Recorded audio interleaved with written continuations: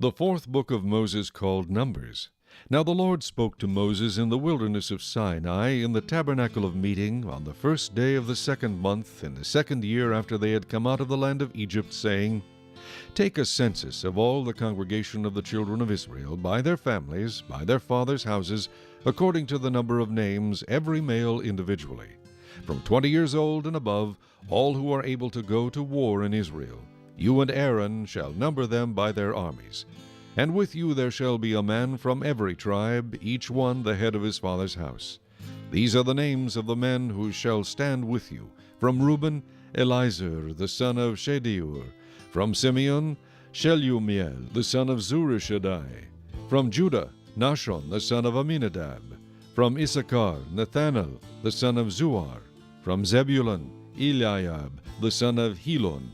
From the sons of Joseph, from Ephraim, Elishama, the son of Ammihud.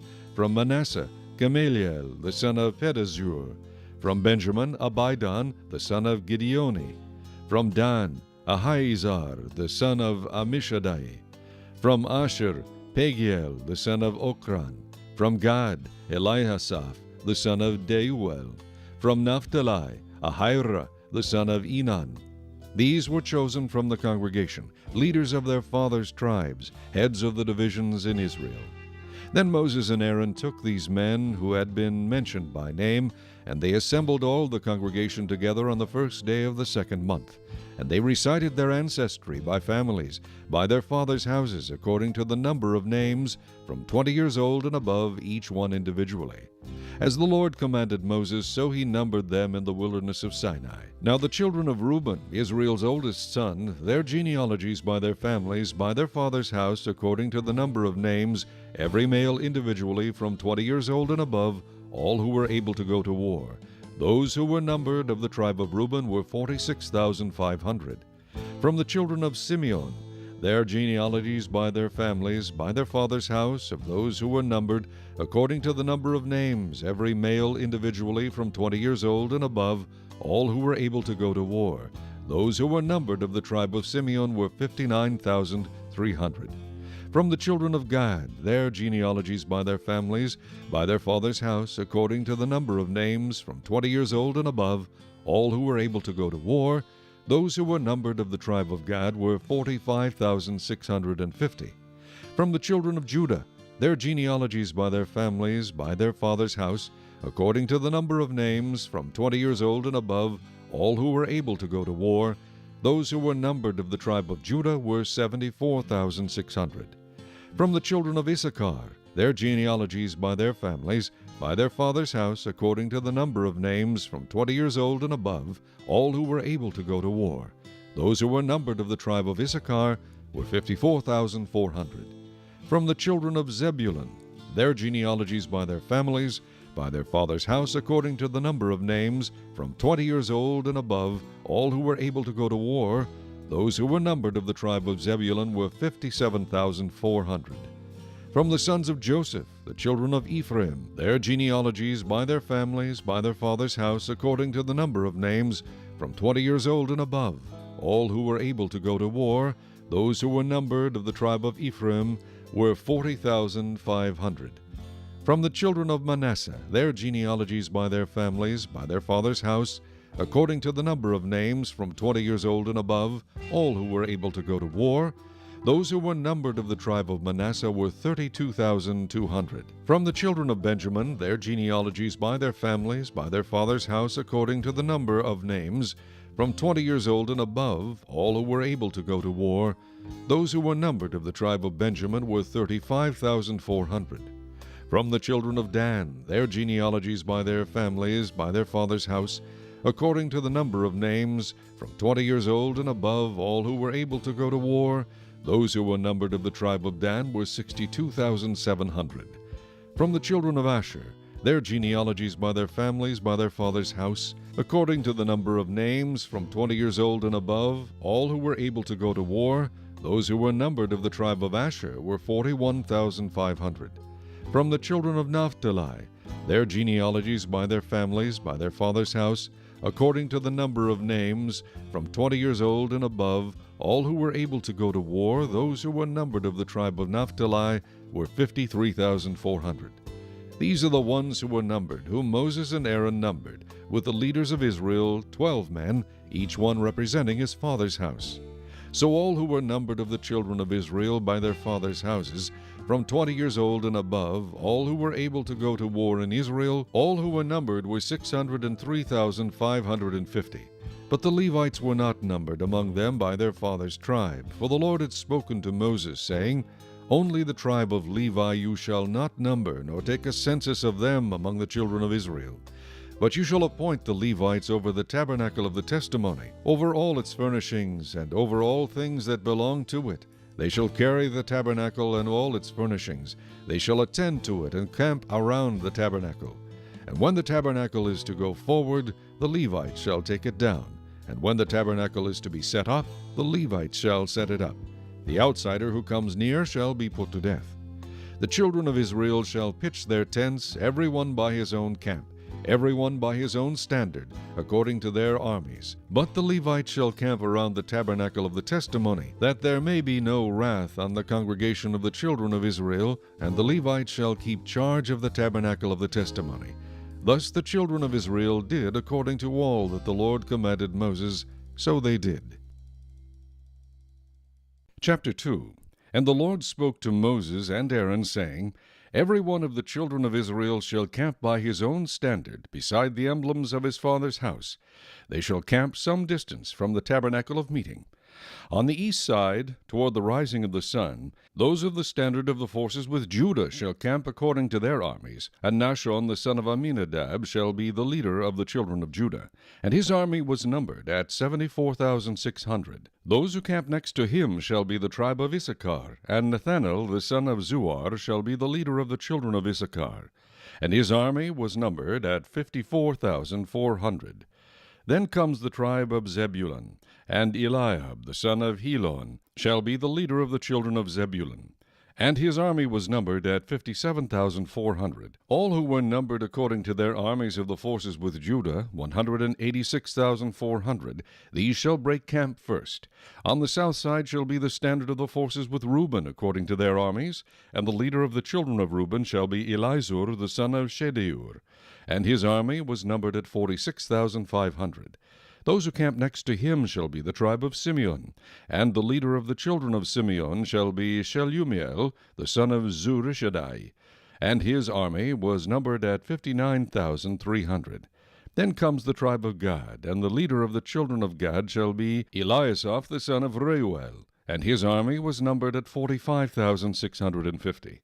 All who were numbered according to their armies of the forces with Reuben, 151,450, they shall be the second to break camp.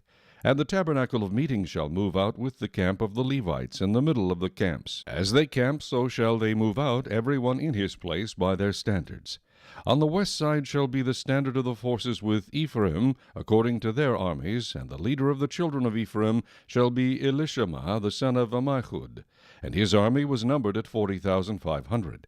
Next to him comes the tribe of Manasseh, and the leader of the children of Manasseh shall be Gamaliel, the son of Pedahzur, and his army was numbered at 32,200. Then comes the tribe of Benjamin, and the leader of the children of Benjamin shall be Abidan, the son of Gideoni, and his army was numbered at 35,400.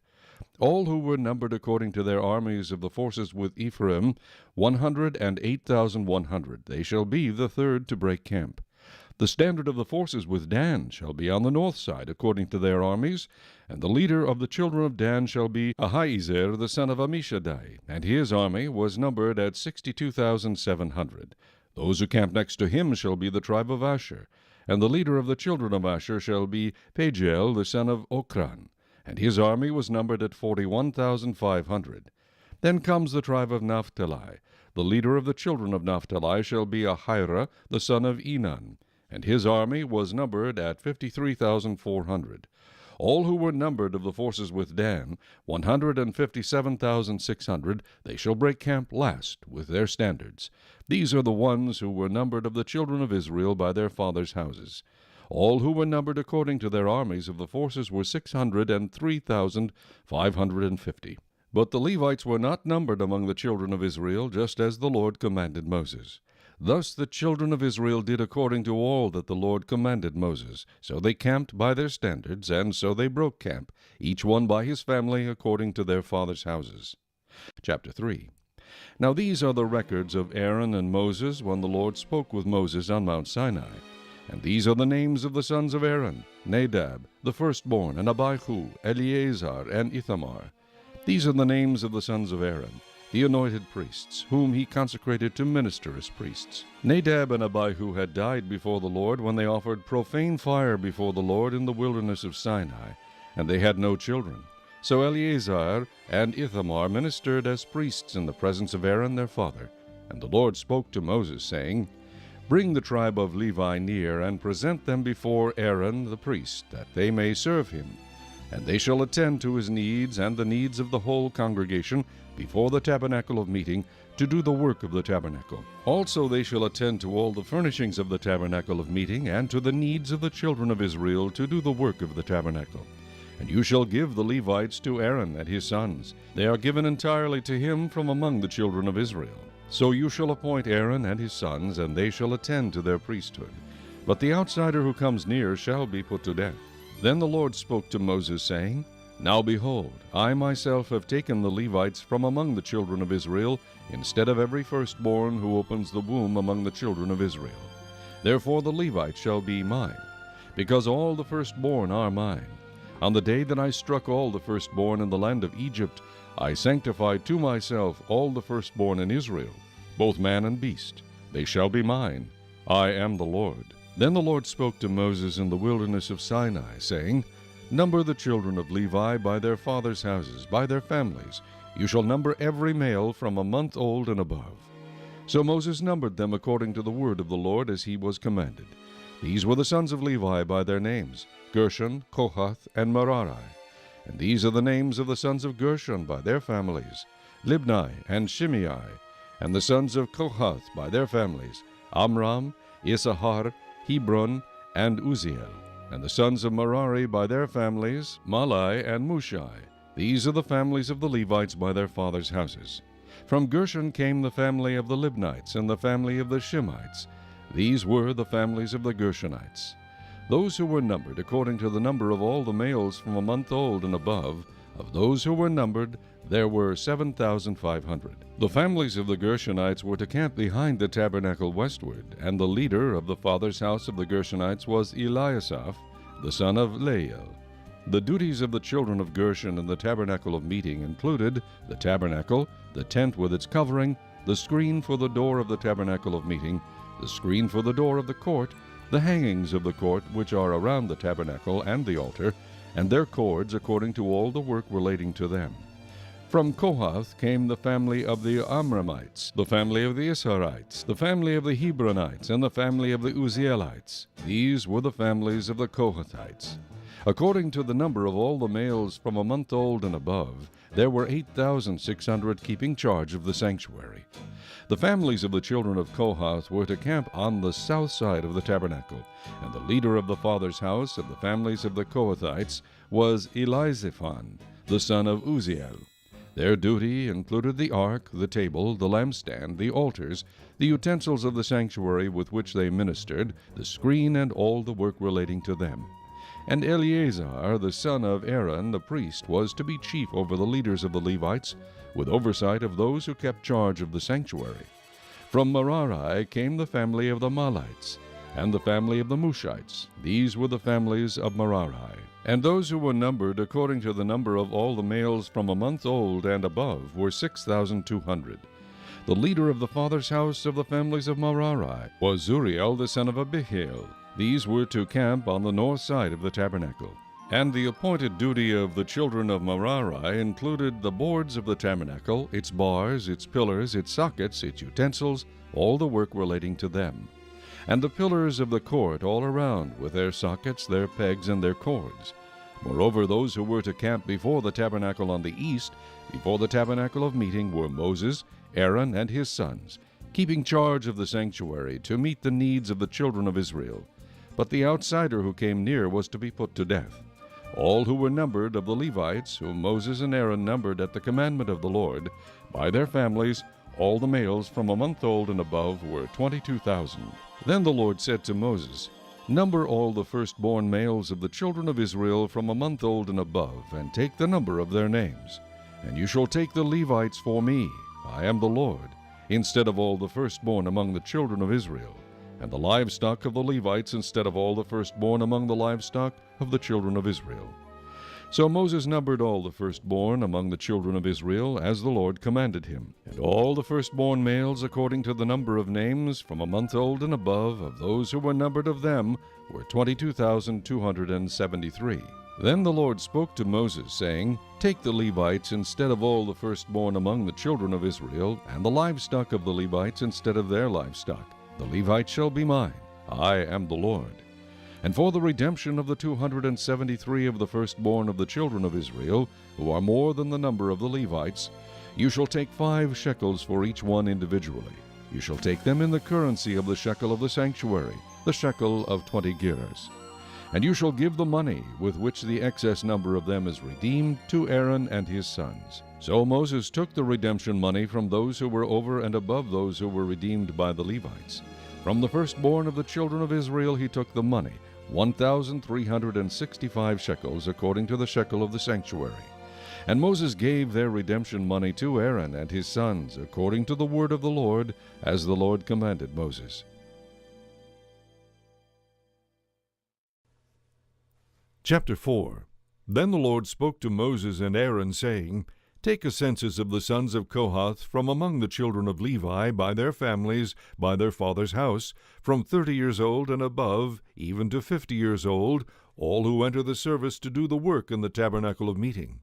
This is the service of the sons of Kohath in the tabernacle of meeting, relating to the most holy things. When the camp prepares to journey, Aaron and his sons shall come, and they shall take down the covering veil, and cover the ark of the testimony with it. Then they shall put on it a covering of badger skins, and spread over that a cloth entirely of blue, and they shall insert its poles. On the table of showbread they shall spread a blue cloth, and put on it the dishes, the pans, the bowls, and the pitchers for pouring, and the showbread shall be on it. They shall spread over them a scarlet cloth, and cover the same with a covering of badger skins, and they shall insert its poles. And they shall take a blue cloth, and cover the lampstand of the light, with its lamps, its wick trimmers, its trays, and all its oil vessels, with which they service it. Then they shall put it with all its utensils in a covering of badger skins, and put it on a carrying beam. Over the golden altar they shall spread a blue cloth, and cover it with a covering of badger skins, and they shall insert its poles. Then they shall take all the utensils of service with which they minister in the sanctuary, put them in a blue cloth, cover them with a covering of badger skins, and put them on a carrying beam. Also they shall take away the ashes from the altar, and spread a purple cloth over it. They shall put on it all its implements with which they minister there, the fire pans, the forks, the shovels, the basins, and all the utensils of the altar, and they shall spread on it a covering of badger skins, and insert its poles. And when Aaron and his sons have finished covering the sanctuary and all the furnishings of the sanctuary, when the camp is set to go, then the sons of Kohath shall come to carry them, but they shall not touch any holy thing, lest they die. These are the things in the tabernacle of meeting which the sons of Kohath are to carry. The appointed duty of Eleazar the son of Aaron the priest is the oil for the light, the sweet incense, the daily grain offering, the anointing oil, the oversight of all the tabernacle, of all that is in it, with the sanctuary and its furnishings. Then the Lord spoke to Moses and Aaron, saying, Do not cut off the tribe of the families of the Kohathites from among the Levites, but do this in regard to them, that they may live and not die when they approach the most holy things.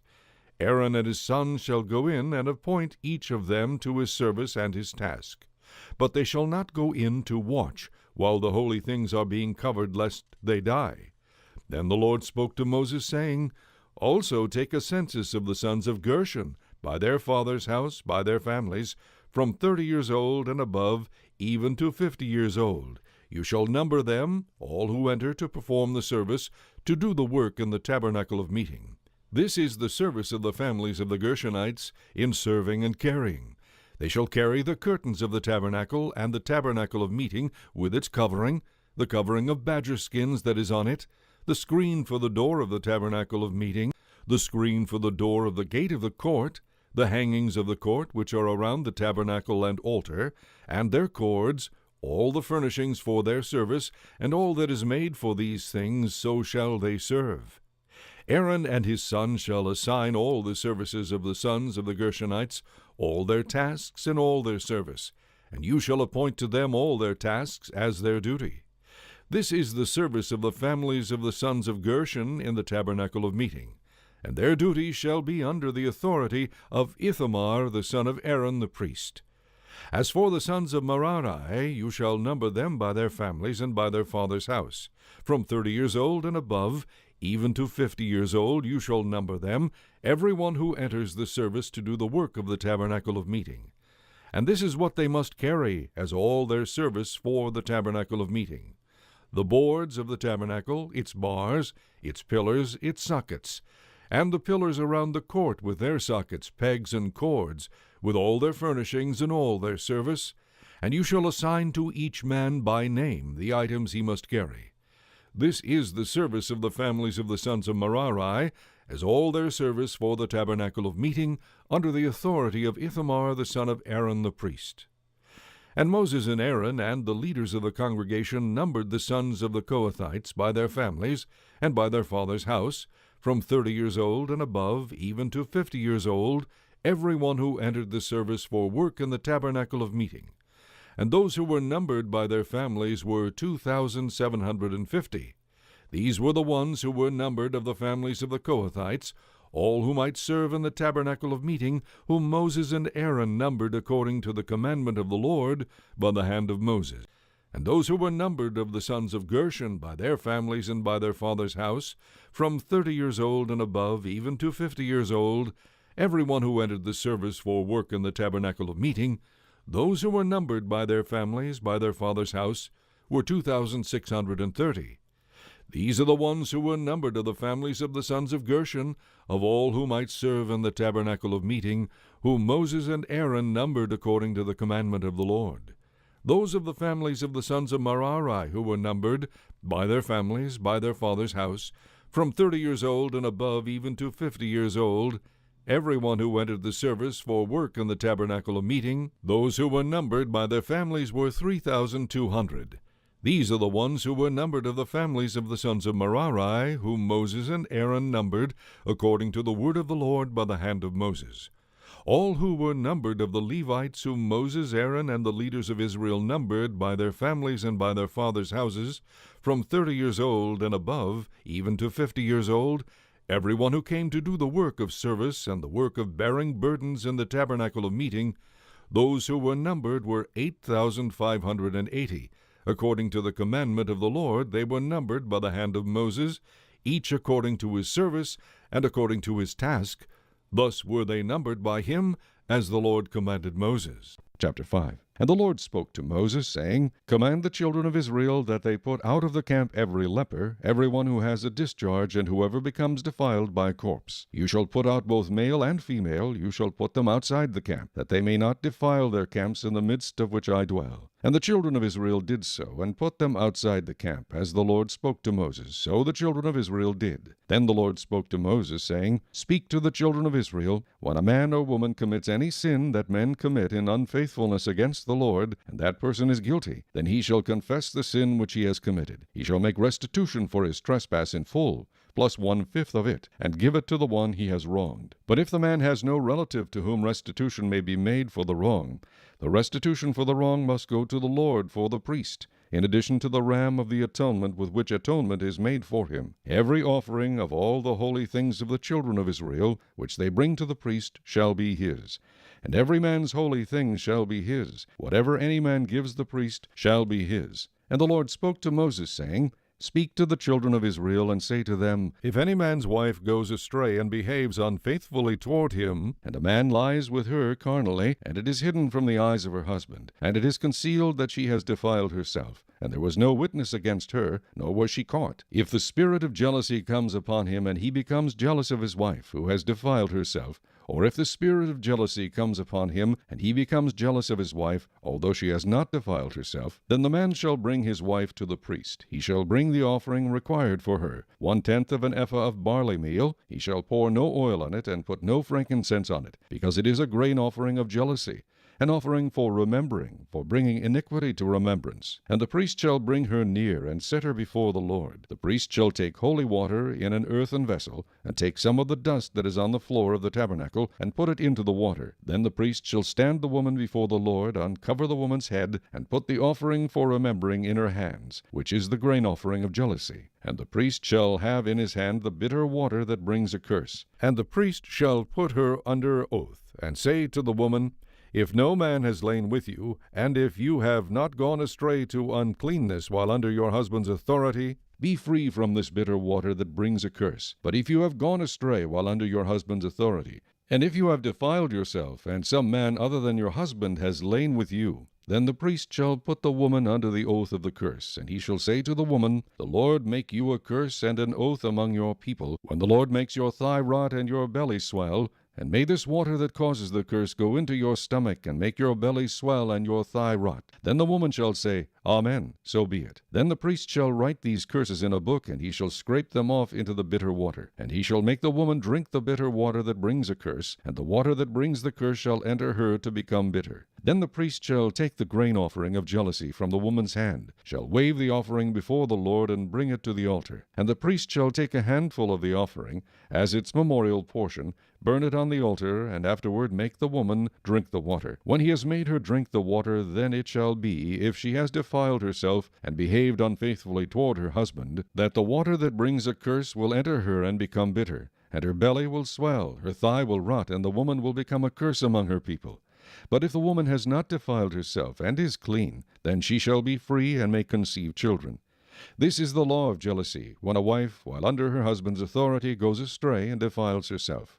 Or when the spirit of jealousy comes upon a man, and he becomes jealous of his wife, then he shall stand the woman before the Lord, and the priest shall execute all this law upon her. Then the man shall be free from iniquity, but that woman shall bear her guilt. Chapter 6. Then the Lord spoke to Moses, saying, Speak to the children of Israel, and say to them, When either a man or a woman consecrates an offering to take the vow of a Nazirite, to separate himself to the Lord, he shall separate himself from wine and similar drink. He shall drink neither vinegar made from wine, nor vinegar made from similar drink. Neither shall he drink any grape juice, nor eat fresh grapes or raisins. All the days of his separation he shall eat nothing that is produced by the grapevine, from seed to skin. All the days of the vow of his separation no razor shall come upon his head. Until the days are fulfilled for which he separated himself to the Lord, he shall be holy. Then he shall let the locks of the hair of his head grow. All the days that he separates himself to the Lord, he shall not go near a dead body.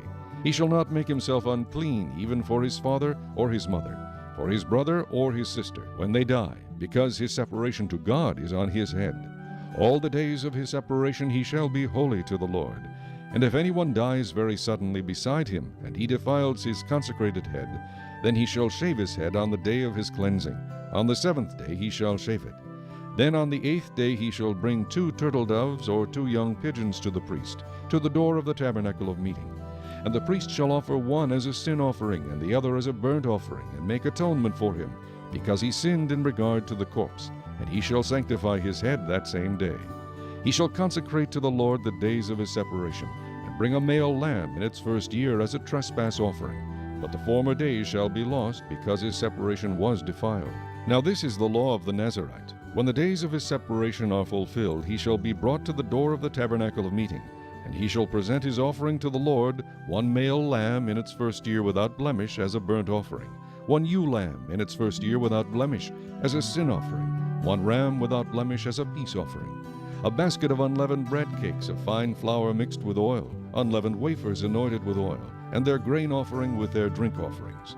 Then the priest shall bring them before the Lord, and offer his sin offering and his burnt offering, and he shall offer the ram as a sacrifice of a peace offering to the Lord, with a basket of unleavened bread. The priest shall also offer its grain offering and its drink offering. Then the Nazirite shall shave his consecrated head at the door of the tabernacle of meeting, and shall take the hair from his consecrated head, and put it on the fire which is under the sacrifice of the peace offering. And the priest shall take the boiled shoulder of the ram, one unleavened cake from the basket, and one unleavened wafer, and put them upon the hands of the Nazarite after he has shaved his consecrated hair. And the priest shall wave them as a wave offering before the Lord. They are holy for the priest, together with the breast of the wave offering and the thigh of the heave offering. After that the Nazarite may drink wine. This is the law of the Nazarite who vows to the Lord the offering for his separation, and besides that, whatever else his hand is able to provide according to the vow which he takes, so he must do according to the law of his separation. And the Lord spoke to Moses, saying, Speak to Aaron and his son, saying, This is the way you shall bless the children of Israel. Say to them, The Lord bless you and keep you. The Lord make his face shine upon you, and be gracious to you. The Lord lift up his countenance upon you, and give you peace. So they shall put my name on the children of Israel, and I will bless them. Chapter 7. Now it came to pass, when Moses had finished setting up the tabernacle, that he anointed it, and consecrated it, and all its furnishings, and the altar and all its utensils. So he anointed them and consecrated them. Then the leaders of Israel, the heads of their fathers' houses, who were the leaders of the tribes, and over those who were numbered, made an offering. And they brought their offering before the Lord, 6 covered carts and 12 oxen, a cart for every 2 of the leaders, and for each one an ox, and they presented them before the tabernacle. Then the Lord spoke to Moses, saying, Accept these from them, that they may be used in doing the work of the tabernacle of meeting, and you shall give them to the Levites, to every man according to his service. So Moses took the carts and the oxen, and gave them to the Levites. 2 carts and 4 oxen he gave to the sons of Gershon according to their service. And 4 carts and 8 oxen he gave to the sons of Merari according to their service, under the authority of Ithamar the son of Aaron the priest. But to the sons of Kohath he gave none, because theirs was the service of the holy things, which they carried on their shoulders. Now the leaders offered the dedication offering for the altar when it was anointed. So the leaders offered their offering before the altar. For the Lord said to Moses, They shall offer their offering 1 liter each day for the dedication of the altar. And the one who offered his offering on the first day was Nahshon the son of Amminadab, from the tribe of Judah. His offering was 1 silver platter, the weight of which was 130 shekels, and 1 silver bowl of 70 shekels, according to the shekel of the sanctuary, both of them full of fine flour mixed with oil as a grain offering.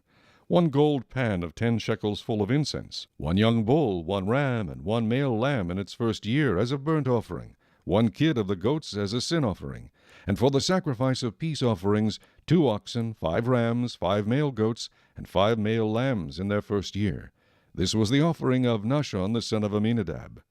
On the second day Nethanel the son of Zuar, leader of Issachar, presented an offering. For his offering he offered 1 silver platter, the weight of which was 130 shekels, and 1 silver bowl of 70 shekels, according to the shekel of the sanctuary, both of them full of fine flour mixed with oil as a grain offering.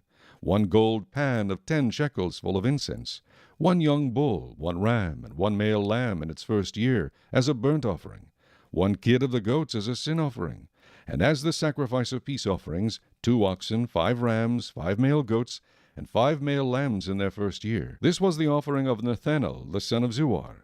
On the third day Eliab the son of Helon, leader of the children of Zebulun, presented an offering. His offering was 1 silver platter, the weight of which was 130 shekels, and 1 silver bowl of 70 shekels, according to the shekel of the sanctuary, both of them full of fine flour mixed with oil as a grain offering. 1 gold pan of 10 shekels full of incense, 1 young bull, 1 ram, and 1 male lamb in its first year as a burnt offering, 1 kid of the goats as a sin offering, and for the sacrifice of peace offerings, 2 oxen, 5 rams, 5 male goats, and 5 male lambs in their first year. This was the offering of Eliab the son of Helon. On the 4th day Elizur the son of Shedeur, leader of the children of Reuben, presented an offering. His offering was 1 silver platter, the weight of which was 130 shekels, and 1 silver bowl of 70 shekels, according to the shekel of the sanctuary, both of them full of fine flour mixed with oil as a grain offering. 1 gold pan of 10 shekels, full of incense. 1 young bull, 1 ram, and 1 male lamb in its first year, as a burnt offering. 1 kid of the goats as a sin offering, and as the sacrifice of peace offerings, 2 oxen, 5 rams, 5 male goats, and 5 male lambs in their first year. This was the offering of Elizur the son of Shedeur. On the 5th day Shelumiel, the son of Zurishaddai, leader of the children of Simeon, presented an offering. His offering was 1 silver platter, the weight of which was 130 shekels, and 1 silver bowl of 70 shekels, according to the shekel of the sanctuary, both of them full of fine flour mixed with oil, as a grain offering. 1 gold pan of 10 shekels, full of incense, 1 young bull, 1 ram, and 1 male lamb in its first year, as a burnt offering. 1 kid of the goats as a sin offering, and as the sacrifice of peace offerings, 2 oxen, 5 rams, 5 male goats, and 5 male lambs in their first year. This was the offering of Shelumiel, the son of Zurishaddai. On the 6th day, Eliasaph, the son of Deuel, leader of the children of Gad, presented an offering. His offering was 1 silver platter, the weight of which was 130 shekels, and 1 silver bowl of 70 shekels, according to the shekel of the sanctuary, both of them full of fine flour mixed with oil, as a grain offering. 1 gold pan of 10 shekels, full of incense, 1 young bull, 1 ram, and 1 male lamb in its first year, as a burnt offering. 1 kid of the goats as a sin offering. And as the sacrifice of peace offerings, 2 oxen, 5 rams, 5 male goats, and 5 male lambs in their first year. This was the offering of Eliasaph, the son of Deuel. On the 7th day, Elishama, the son of Ammihud, leader of the children of Ephraim, presented an offering. His offering was 1 silver platter, the weight of which was 130 shekels, and 1 silver bowl of 70 shekels, according to the shekel of the sanctuary, both of them full of fine flour mixed with oil, as a grain offering. 1 gold pan of 10 shekels, full of incense, 1 young bull, 1 ram, and 1 male lamb in its first year, as a burnt offering. 1 kid of the goats as a sin offering. And as the sacrifice of peace offerings, 2 oxen, 5 rams, 5 male goats, and 5 male lambs in their first year. This was the offering of Elishama, the son of Ammihud. On the 8th day, Gamaliel, the son of Pedahzur, leader of the children of Manasseh, presented an offering. His offering was 1 silver platter, the weight of which was 130 shekels, and 1 silver bowl of 70 shekels, according to the shekel of the sanctuary, both of them full of fine flour mixed with oil, as a grain offering. 1 gold pan of 10 shekels, full of incense, 1 young bull, 1 ram, and 1 male lamb in its first year, as a burnt offering. 1 kid of the goats as a sin offering. And as the sacrifice of peace offerings, 2 oxen, 5 rams, 5 male goats, and 5 male lambs in their first year. This was the offering of Gamaliel, the son of Pedahzur. On the 9th day, Abidan, the son of Gideoni, leader of the children of Benjamin, presented an offering. His offering was 1 silver platter, the weight of which was 130 shekels, and 1 silver bowl of 70 shekels, according to the shekel of the sanctuary, both of them full of fine flour mixed with oil, as a grain offering. 1 gold pan of 10 shekels, full of incense, 1 young bull, 1 ram, and 1 male lamb in its first year, as a burnt offering. 1 kid of the goats as a sin offering. And as the sacrifice of peace offerings, 2 oxen, 5 rams, 5 male goats, and 5 male lambs in their first year. This was the offering of Abidan, the son of Gideoni. On the 10th day, Ahiezer, the son of Ammishaddai, leader of the children of Dan, presented an offering. His offering was 1 silver platter, the weight of which was 130 shekels, and 1 silver bowl of 70 shekels, according to the shekel of the sanctuary, both of them full of fine flour mixed with oil, as a grain offering. 1 gold pan of 10 shekels, full of incense. 1 young bull, 1 ram, and 1 male lamb in its first year, as a burnt offering. 1 kid of the goats as a sin offering. And as the sacrifice of peace offerings, 2 oxen, 5 rams, 5 male goats, and 5 male lambs in their first year. This was the offering of Ahiezer, the son of Ammishaddai. On the 11th day, Pagiel, the son of Okran, leader of the children of Asher, presented an offering. His offering was 1 silver platter, the weight of which was 130 shekels, and 1 silver bowl of 70 shekels, according to the shekel of the sanctuary, both of them full of fine flour mixed with oil, as a grain offering. 1 gold pan of 10 shekels, full of incense. 1 young bull, 1 ram, and 1 male lamb in its first year, as a burnt offering. 1 kid of the goats as a sin offering. And as the sacrifice of peace offerings, 2 oxen, 5 rams, 5 male goats, and 5 male lambs in their first year. This was the offering of Pagiel, the son of Okran. On the 12th day, Ahira, the son of Enan, leader of the children of Naphtali, presented an offering. His offering was 1 silver platter, the weight of which was 130 shekels, and 1 silver bowl of 70 shekels, according to the shekel of the sanctuary, both of them full of fine flour mixed with oil, as a grain offering. 1 gold pan of 10 shekels, full of incense. 1 young bull, 1 ram, and 1 male lamb in its first year, as a burnt offering. one kid of the goats as a sin offering. And as the sacrifice of peace offerings, 2 oxen, 5 rams, 5 male goats, and 5 male lambs in their first year. This was the offering of Ahira, the son of Enan. This was the dedication offering for the altar from the leaders of Israel when it was anointed: 12 silver platters, 12 silver bowls, and 12 gold pans. Each silver platter weighed 130 shekels, and each bowl 70 shekels. All the silver of the vessels weighed 2,400 shekels, according to the shekel of the sanctuary. The 12 gold pans full of incense weighed 10 shekels apiece, according to the shekel of the sanctuary. All the gold of the pans weighed 120 shekels. All the oxen for the burnt offering were 12 young bulls, the rams 12, the male lambs in their first year 12, with their grain offering, and the kids of the goats as a sin offering 12. And all the oxen for the sacrifice of peace offerings were 24 bulls, the rams 60, the male goats 60, and the lambs in their first year 60. This was the dedication offering for the altar after it was anointed.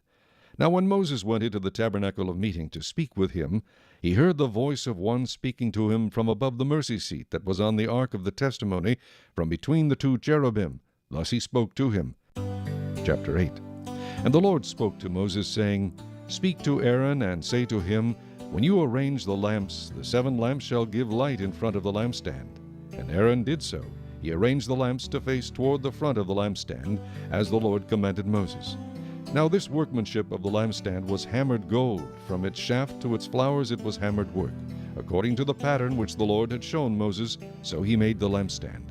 Then the Lord spoke to Moses, saying, Take the Levites from among the children of Israel, and cleanse them ceremonially. Thus you shall do to them to cleanse them. Sprinkle water of purification on them, and let them shave all their body, and let them wash their clothes, and so make themselves clean. Then let them take a young bull with its grain offering of fine flour mixed with oil, and you shall take another young bull as a sin offering.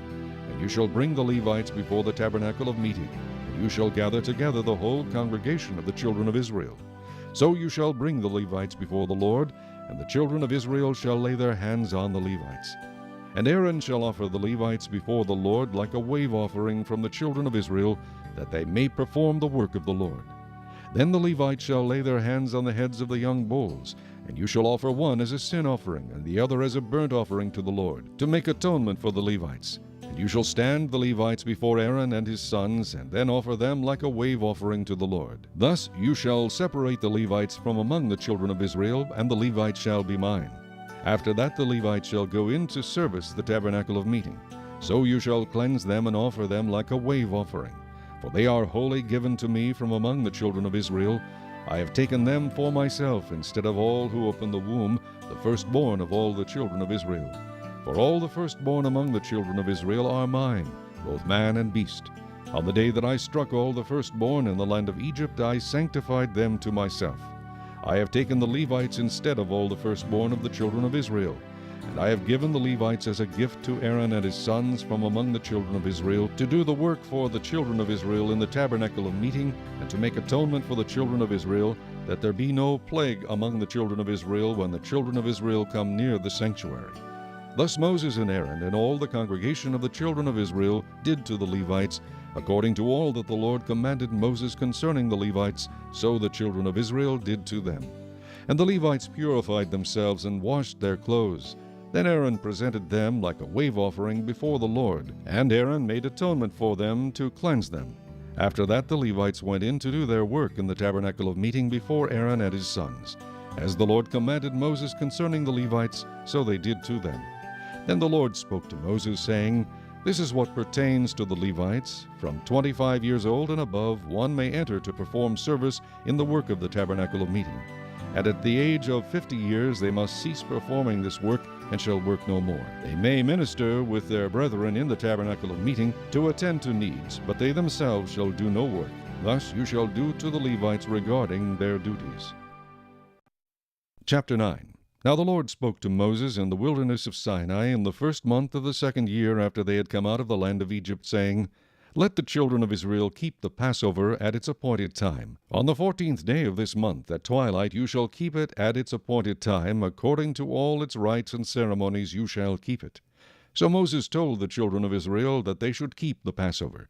And they kept the Passover on the 14th day of the first month, at twilight, in the wilderness of Sinai, according to all that the Lord commanded Moses, so the children of Israel did.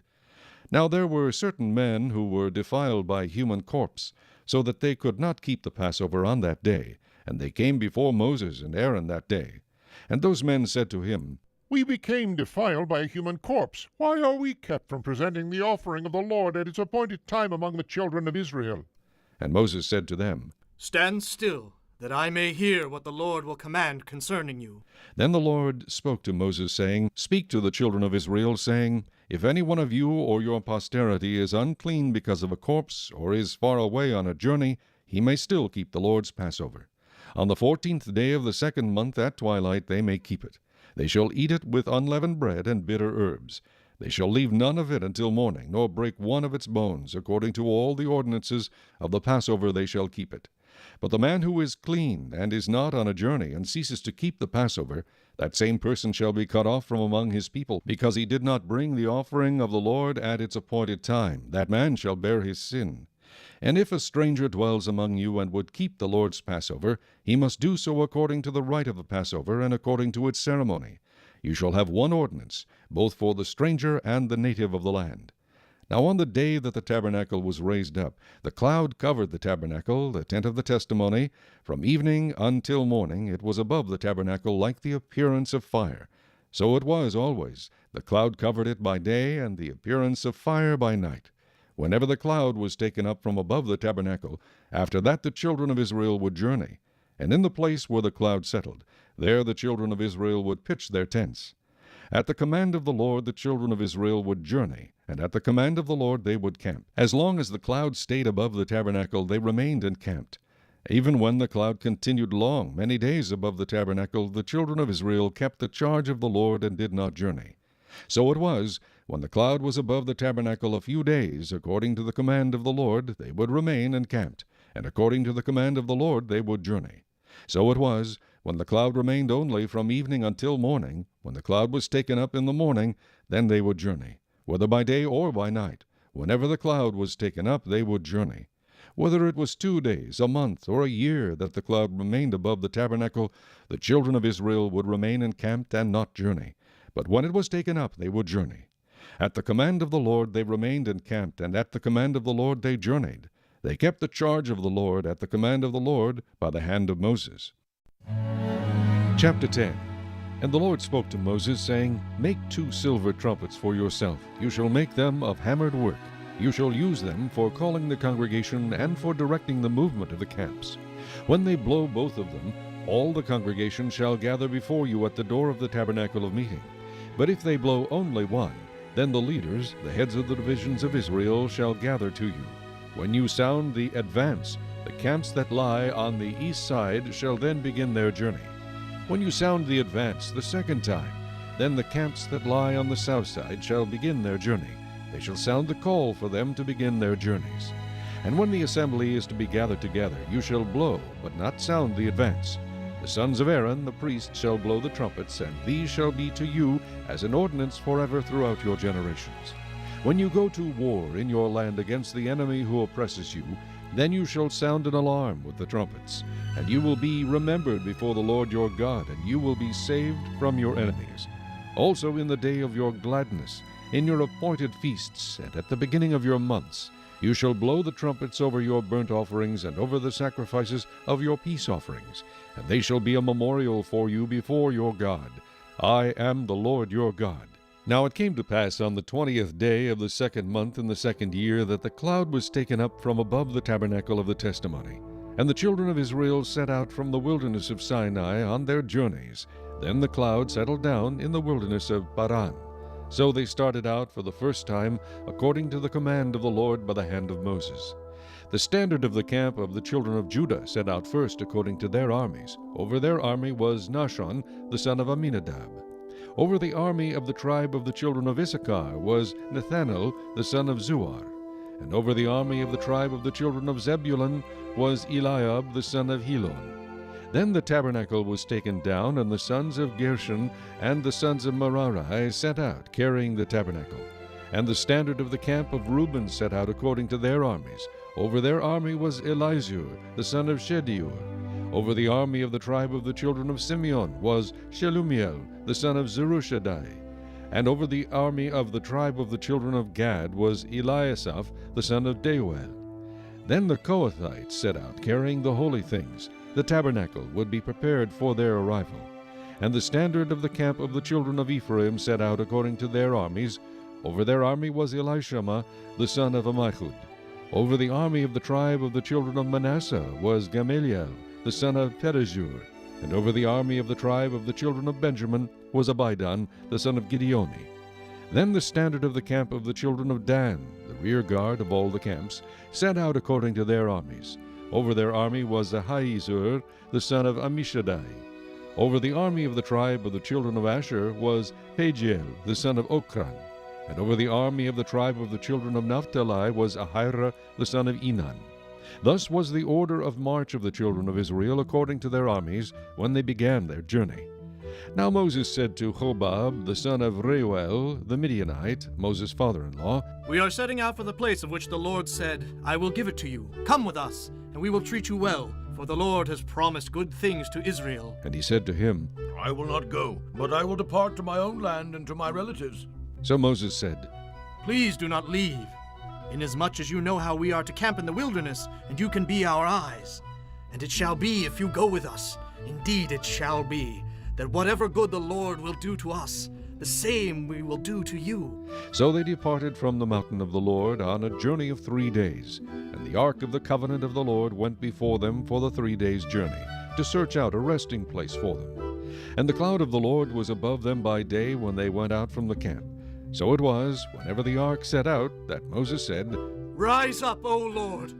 Let your enemies be scattered, and let those who hate you flee before you. And when it rested, he said, Return, O Lord, to the many thousands of Israel. Chapter 11. Now when the people complained, it displeased the Lord, for the Lord heard it, and his anger was aroused. So the fire of the Lord burned among them, and consumed some in the outskirts of the camp. Then the people cried out to Moses, and when Moses prayed to the Lord, the fire was quenched. So he called the name of the place Taberah, because the fire of the Lord had burned among them. Now the mixed multitude who were among them yielded to intense craving. So the children of Israel also wept again, and said, Who will give us meat to eat? We remember the fish which we ate freely in Egypt, the cucumbers, the melons, the leeks, the onions, and the garlic. But now our whole being is dried up. There is nothing at all except this manna before our eyes. Now the manna was like coriander seed, and its color like the color of bdellium. The people went about and gathered it, ground it on millstones, or beat it in the mortar, cooked it in pans, and made cakes of it. And its taste was like the taste of pastry prepared with oil. And when the dew fell on the camp in the night, the manna fell on it.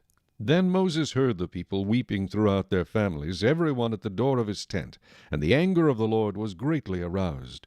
Moses also was displeased.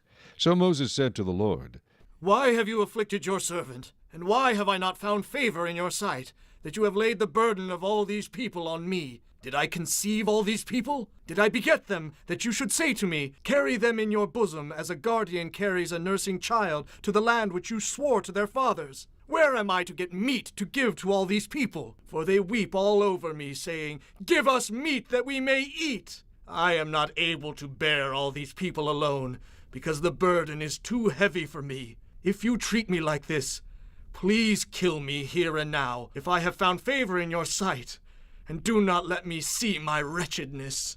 So the Lord said to Moses, Gather to me 70 men of the elders of Israel, whom you know to be the elders of the people, and officers over them. Bring them to the tabernacle of meeting, that they may stand there with you. Then I will come down and talk with you there. I will take of the Spirit that is upon you, and will put the same upon them, and they shall bear the burden of the people with you, that you may not bear it yourself alone. Then you shall say to the people, Consecrate yourselves for tomorrow, and you shall eat meat, for you have wept in the hearing of the Lord, saying, Who will give us meat to eat? For it was well with us in Egypt. Therefore the Lord will give you meat, and you shall eat. You shall eat not 1 day, nor 2 days, nor 5 days, nor 10 days, nor 20 days, but for a whole month, until it comes out of your nostrils, and becomes loathsome to you, because you have despised the Lord who is among you, and have wept before him, saying, Why did we ever come up out of Egypt? And Moses said, The people who I am among are 600,000 men on foot. Yet you have said, I will give them meat that they may eat for a whole month. Shall flocks and herds be slaughtered for them to provide enough for them? Or shall all the fish of the sea be gathered together for them to provide enough for them? And the Lord said to Moses, Has the Lord's arm been shortened? Now you shall see whether what I say will happen to you or not. So Moses went out and told the people the words of the Lord, and he gathered the 70 men of the elders of the people and placed them around the tabernacle. Then the Lord came down in the cloud, and spoke to him, and took of the Spirit that was upon him, and placed the same upon the 70 elders. And it happened, when the Spirit rested upon them, that they prophesied, although they never did so again. But 2 men had remained in the camp. The name of one was Eldad, and the name of the other was Medad. And the Spirit rested upon them. Now they were among those listed, but who had not gone out to the tabernacle, yet they prophesied in the camp. And a young man ran and told Moses, and said, Eldad and Medad are prophesying in the camp. So Joshua the son of Nun, Moses' assistant, one of his choice men, answered and said, Moses, my lord, forbid them. Then Moses said to him, Are you zealous for my sake? Oh, that all the Lord's people were prophets, and that the Lord would put his Spirit upon them. And Moses returned to the camp, both he and the elders of Israel. Now a wind went out from the Lord, and it brought quail from the sea, and left them fluttering near the camp, about a day's journey on this side, and about a day's journey on the other side, all around the camp, and about 2 cubits above the surface of the ground. And the people stayed up all that day, all night, and all the next day, and gathered the quail. He who gathered least gathered 10 homers, and they spread them out for themselves all around the camp. But while the meat was still between their teeth, before it was chewed, the wrath of the Lord was aroused against the people, and the Lord struck the people with a very great plague.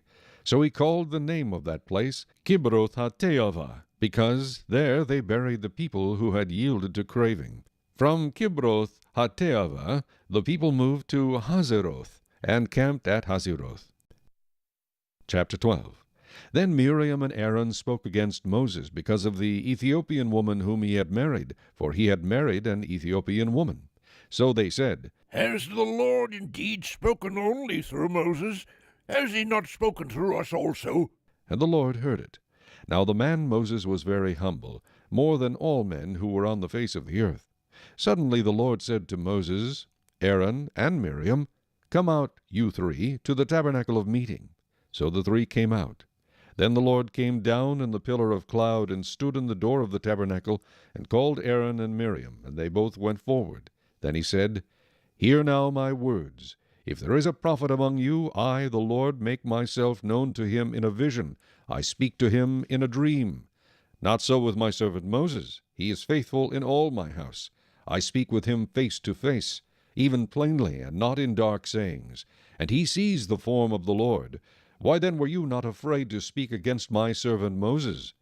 So the anger of the Lord was aroused against them, and he departed. And when the cloud departed from above the tabernacle, suddenly Miriam became leprous, as white as snow. Then Aaron turned toward Miriam, and there she was, a leper. So Aaron said to Moses, O my Lord, please do not lay this sin on us, in which we have done foolishly, and in which we have sinned. Please do not let her be as one dead, whose flesh is half consumed, when he comes out of his mother's womb. So Moses cried out to the Lord, saying, Please heal her, O God, I pray. Then the Lord said to Moses, If her father had but spit in her face, would she not be shamed 7 days? Let her be shut out of the camp 7 days, and afterward she may be received again. So Miriam was shut out of the camp 7 days, and the people did not journey till Miriam was brought in again. And afterward the people moved from Hazeroth, and camped in the wilderness of Paran. Chapter 13. And the Lord spoke to Moses, saying, Send men to spy out the land of Canaan, which I am giving to the children of Israel. From each tribe of their fathers you should send a man, every one a leader among them. So Moses sent them from the wilderness of Paran according to the command of the Lord, all of them men who were heads of the children of Israel. Now these were their names. From the tribe of Reuben, Shammua the son of Zakur. From the tribe of Simeon, Shaphat the son of Hori. From the tribe of Judah, Caleb the son of Jephunneh. From the tribe of Issachar, Igal the son of Joseph. From the tribe of Ephraim, Hoshea the son of Nun. From the tribe of Benjamin, Paltai the son of Rephu. From the tribe of Zebulun, Gadiel the son of Sodai. From the tribe of Joseph, that is, from the tribe of Manasseh, Gadai the son of Susai. From the tribe of Dan, Amiel the son of Gemalai. From the tribe of Asher, Sethur the son of Michael. From the tribe of Naphtali, Nabai the son of Vophsi. From the tribe of Gad, Geuel the son of Machi. These are the names of the men whom Moses sent to spy out the land, and Moses called Hoshea the son of Nun, Joshua. Then Moses sent them to spy out the land of Canaan, and said to them, Go up this way into the south, and go up to the mountains, and see what the land is like, whether the people who dwell in it are strong or weak, few or many, whether the land they dwell in is good or bad, whether the cities they inhabit are like camps or strongholds, whether the land is rich or poor, and whether there are forests there or not. Be of good courage, and bring some of the fruit of the land. Now the time was the season of the first ripe grapes. So they went up and spied out the land from the wilderness of Zin as far as Rehob, near the entrance of Hamath. And they went up through the south and came to Hebron, and Ahiman, Shishai, and Talmai, the descendants of Anak, were there. Now Hebron was built 7 years before Zoan in Egypt. Then they came to the valley of Eshcol, and there cut down a branch with one cluster of grapes. They carried it between 2 of them on a pole. They also brought some of the pomegranates and figs. The place was called the Valley of Eshcol, because of the cluster which the men of Israel cut down there. And they returned from spying out the land after 40 days. Now they departed and came back to Moses and Aaron and all the congregation of the children of Israel in the wilderness of Paran at Kadesh. They brought back word to them and to all the congregation, and showed them the fruit of the land. Then they told him and said, We went to the land where you sent us. It truly flows with milk and honey, and this is its fruit. Nevertheless, the people who dwell in the land are strong. The cities are fortified and very large. Moreover, we saw the descendants of Anak there. The Amalekites dwell in the land of the south. The Hittites, the Jebusites, and the Amorites dwell in the mountains. And the Canaanites dwell by the sea and along the banks of the Jordan. Then Caleb quieted the people before Moses and said, Let us go up at once and take possession of it, for we are well able to overcome it. But the men who had gone up with him said, We are not able to go up against the people, for they are stronger than we. And they gave the children of Israel a bad report of the land which they had spied out, saying, The land through which we have gone as spies is a land that devours its inhabitants, and all the people whom we saw in it are men of great stature. There we saw the giants. The descendants of Anak came from the giants, and we were like grasshoppers in our own sight, and so we were in their sight. Chapter 14. So all the congregation lifted up their voices and cried, and the people wept that night. And all the children of Israel complained against Moses and Aaron, and the whole congregation said to them, If only we had died in the land of Egypt. Or if only we had died in this wilderness. Why has the Lord brought us to this land to fall by the sword, that our wives and children should become victims? Would it not be better for us to return to Egypt? So they said to one another. Let us select a leader and return to Egypt. Then Moses and Aaron fell on their faces before all the assembly of the congregation of the children of Israel. But Joshua the son of Nun and Caleb the son of Jephunneh, who were among those who had spied out the land, tore their clothes. And they spoke to all the congregation of the children of Israel, saying, The land we pass through to spy out is an exceedingly good land. If the Lord delights in us, then he will bring us into this land and give it to us, a land which flows with milk and honey. Only do not rebel against the Lord, nor fear the people of the land, for they are our bread. Their protection has departed from them, and the Lord is with us. Do not fear them. And all the congregation said to stone them with stones. Now the glory of the Lord appeared in the tabernacle of meeting before all the children of Israel. Then the Lord said to Moses, How long will these people reject me?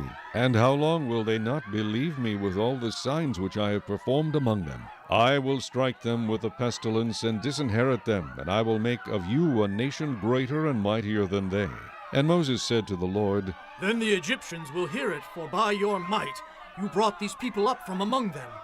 And they will tell it to the inhabitants of this land. They have heard that you, Lord, are among these people, that you, Lord, are seen face to face, and your cloud stands above them, and you go before them in a pillar of cloud by day, and in a pillar of fire by night. Now, if you kill these people as one man, then the nations which have heard of your fame will speak, saying, because the Lord was not able to bring these people to the land which he swore to give them, therefore he killed them in the wilderness. And now I pray, let the power of my Lord be great, just as you have spoken, saying, the Lord is long-suffering and abundant in mercy, forgiving iniquity and transgression. But he by no means clears the guilty, visiting the iniquity of the fathers on the children to the third and fourth generation. Pardon the iniquity of this people, I pray, according to the greatness of your mercy, just as you have forgiven this people from Egypt even until now. Then the Lord said, I have pardoned according to your word, but truly as I live, all the earth shall be filled with the glory of the Lord, because all these men who have seen my glory and the signs which I did in Egypt and in the wilderness, and have put me to the test now these 10 times, and have not heeded my voice, they certainly shall not see the land of which I swore to their fathers, nor shall any of those who rejected me see it. But my servant Caleb, because he has a different spirit in him, and has followed me fully, I will bring into the land where he went, and his descendants shall inherit it. Now the Amalekites and the Canaanites dwell in the valley. Tomorrow turn and move out into the wilderness by the way of the Red Sea. And the Lord spoke to Moses and Aaron, saying, How long shall I bear with this evil congregation who complain against me? I have heard the complaints which the children of Israel make against me. Say to them, As I live, says the Lord, just as you have spoken in my hearing, so I will do to you. The carcasses of you who have complained against me shall fall in this wilderness, all of you who were numbered according to your entire number, from 20 years old and above. Except for Caleb the son of Jephunneh, and Joshua the son of Nun, you shall by no means enter the land which I swore I would make you dwell in. But your little ones, whom you said would be victims, I will bring in, and they shall know the land which you have despised. But as for you, your carcasses shall fall in this wilderness, and your sons shall be shepherds in the wilderness 40 years, and bear the brunt of your infidelity, until your carcasses are consumed in the wilderness. According to the number of the days in which you spied out the land, 40 days, for each day you shall bear your guilt 1 year, namely 40 years, and you shall know my rejection. I, the Lord, have spoken this. I will surely do so to all this evil congregation who are gathered together against me. In this wilderness they shall be consumed, and there they shall die. Now the men whom Moses sent to spy out the land, who returned and made all the congregation complain against him by bringing a bad report of the land, those very men who brought the evil report about the land died by the plague before the Lord.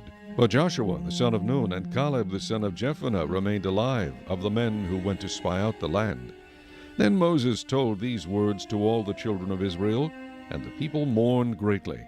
And they rose early in the morning and went up to the top of the mountain, saying, Here we are, and we will go up to the place which the Lord has promised, for we have sinned. And Moses said, Now why do you transgress the command of the Lord? For this will not succeed. Do not go up, lest you be defeated by your enemies, for the Lord is not among you. For the Amalekites and the Canaanites are there before you, and you shall fall by the sword, because you have turned away from the Lord. The Lord will not be with you. But they presumed to go up to the mountaintop. Nevertheless, neither the ark of the covenant of the Lord nor Moses departed from the camp. Then the Amalekites and the Canaanites who dwelt in that mountain came down and attacked them, and drove them back as far as Hormah. Chapter 15. And the Lord spoke to Moses, saying, Speak to the children of Israel, and say to them, When you have come into the land you are to inhabit, which I am giving to you, and you make an offering by fire to the Lord, a burnt offering or a sacrifice, to fulfill a vow, or as a freewill offering, or in your appointed feasts, to make a sweet aroma to the Lord from the herd or the flock, then he who presents his offering to the Lord shall bring a grain offering of 1/10 of an ephah of fine flour, mixed with 1/4 of a hin of oil. And 1/4 of a hin of wine as a drink offering you shall prepare with the burnt offering or the sacrifice for each lamb. Or for a ram you shall prepare as a grain offering 2/10 of an ephah of fine flour mixed with 1/3 of a hin of oil. And as a drink offering you shall offer 1/3 of a hin of wine as a sweet aroma to the Lord. And when you prepare a young bull as a burnt offering, or as a sacrifice to fulfill a vow, or as a peace offering to the Lord, then shall be offered with the young bull a grain offering of 3/10 of an ephah of fine flour mixed with half a hin of oil. And you shall bring as the drink offering half a hin of wine as an offering made by fire, a sweet aroma to the Lord. Thus it shall be done for each young bull, for each ram, or for each lamb or young goat. According to the number that you prepare, so you shall do with every one according to their number. All who are native born shall do these things in this manner, in presenting an offering made by fire, a sweet aroma to the Lord. And if a stranger dwells with you, or whoever is among you, throughout your generations, and would present an offering made by fire, a sweet aroma to the Lord, just as you do, so shall he do. One ordinance shall be for you of the assembly, and for the stranger who dwells with you, an ordinance forever throughout your generations. As you are, so shall the stranger be before the Lord. One law and one custom shall be for you and for the stranger who dwells with you. Again the Lord spoke to Moses, saying, Speak to the children of Israel, and say to them, When you come into the land to which I bring you, then it will be, when you eat of the bread of the land, that you shall offer up a heave offering to the Lord. You shall offer up a cake of the first of your ground meal as a heave offering of the threshing floor, so shall you offer it up. Of the first of your ground meal you shall give to the Lord a heave offering throughout your generations. If you sin unintentionally and do not observe all these commandments which the Lord has spoken to Moses, all that the Lord has commanded you by the hand of Moses, from the day the Lord gave commandment and onward throughout your generations, then it will be, if it is unintentionally committed without the knowledge of the congregation, that the whole congregation shall offer one young bull as a burnt offering, as a sweet aroma to the Lord, with its grain offering and its drink offering, according to the ordinance, and one kid of the goats as a sin offering. So the priest shall make atonement for the whole congregation of the children of Israel, and it shall be forgiven them, for it was unintentional. They shall bring their offering, an offering made by fire to the Lord, and their sin offering before the Lord for their unintended sin. It shall be forgiven the whole congregation of the children of Israel, and the stranger who dwells among them, because all the people did it unintentionally. And if a person sins unintentionally, then he shall bring a female goat in its first year as a sin offering. So the priest shall make atonement for the person who sins unintentionally, when he sins unintentionally before the Lord, to make atonement for him, and it shall be forgiven him. You shall have one law for him who sins unintentionally, for him who is native-born among the children of Israel, and for the stranger who dwells among them. But the person who does anything presumptuously, whether he is native-born or a stranger, that one brings reproach on the Lord, and he shall be cut off from among his people, because he has despised the word of the Lord, and has broken his commandment. That person shall be completely cut off. His guilt shall be upon him. Now while the children of Israel were in the wilderness, they found a man gathering sticks on the Sabbath day. And those who found him gathering sticks brought him to Moses and Aaron, and to all the congregation. They put him under guard, because it had not been explained what should be done to him. Then the Lord said to Moses, The man must surely be put to death. All the congregation shall stone him with stones outside the camp. So as the Lord commanded Moses, all the congregation brought him outside the camp, and stoned him with stones, and he died. Again the Lord spoke to Moses, saying, Speak to the children of Israel, tell them to make tassels on the corners of their garments throughout their generations, and to put a blue thread in the tassels of the corners. And you shall have the tassel, that you may look upon it, and remember all the commandments of the Lord, and do them, and that you may not follow the harlotry to which your own heart and your own eyes are inclined, and that you may remember and do all my commandments, and be holy for your God.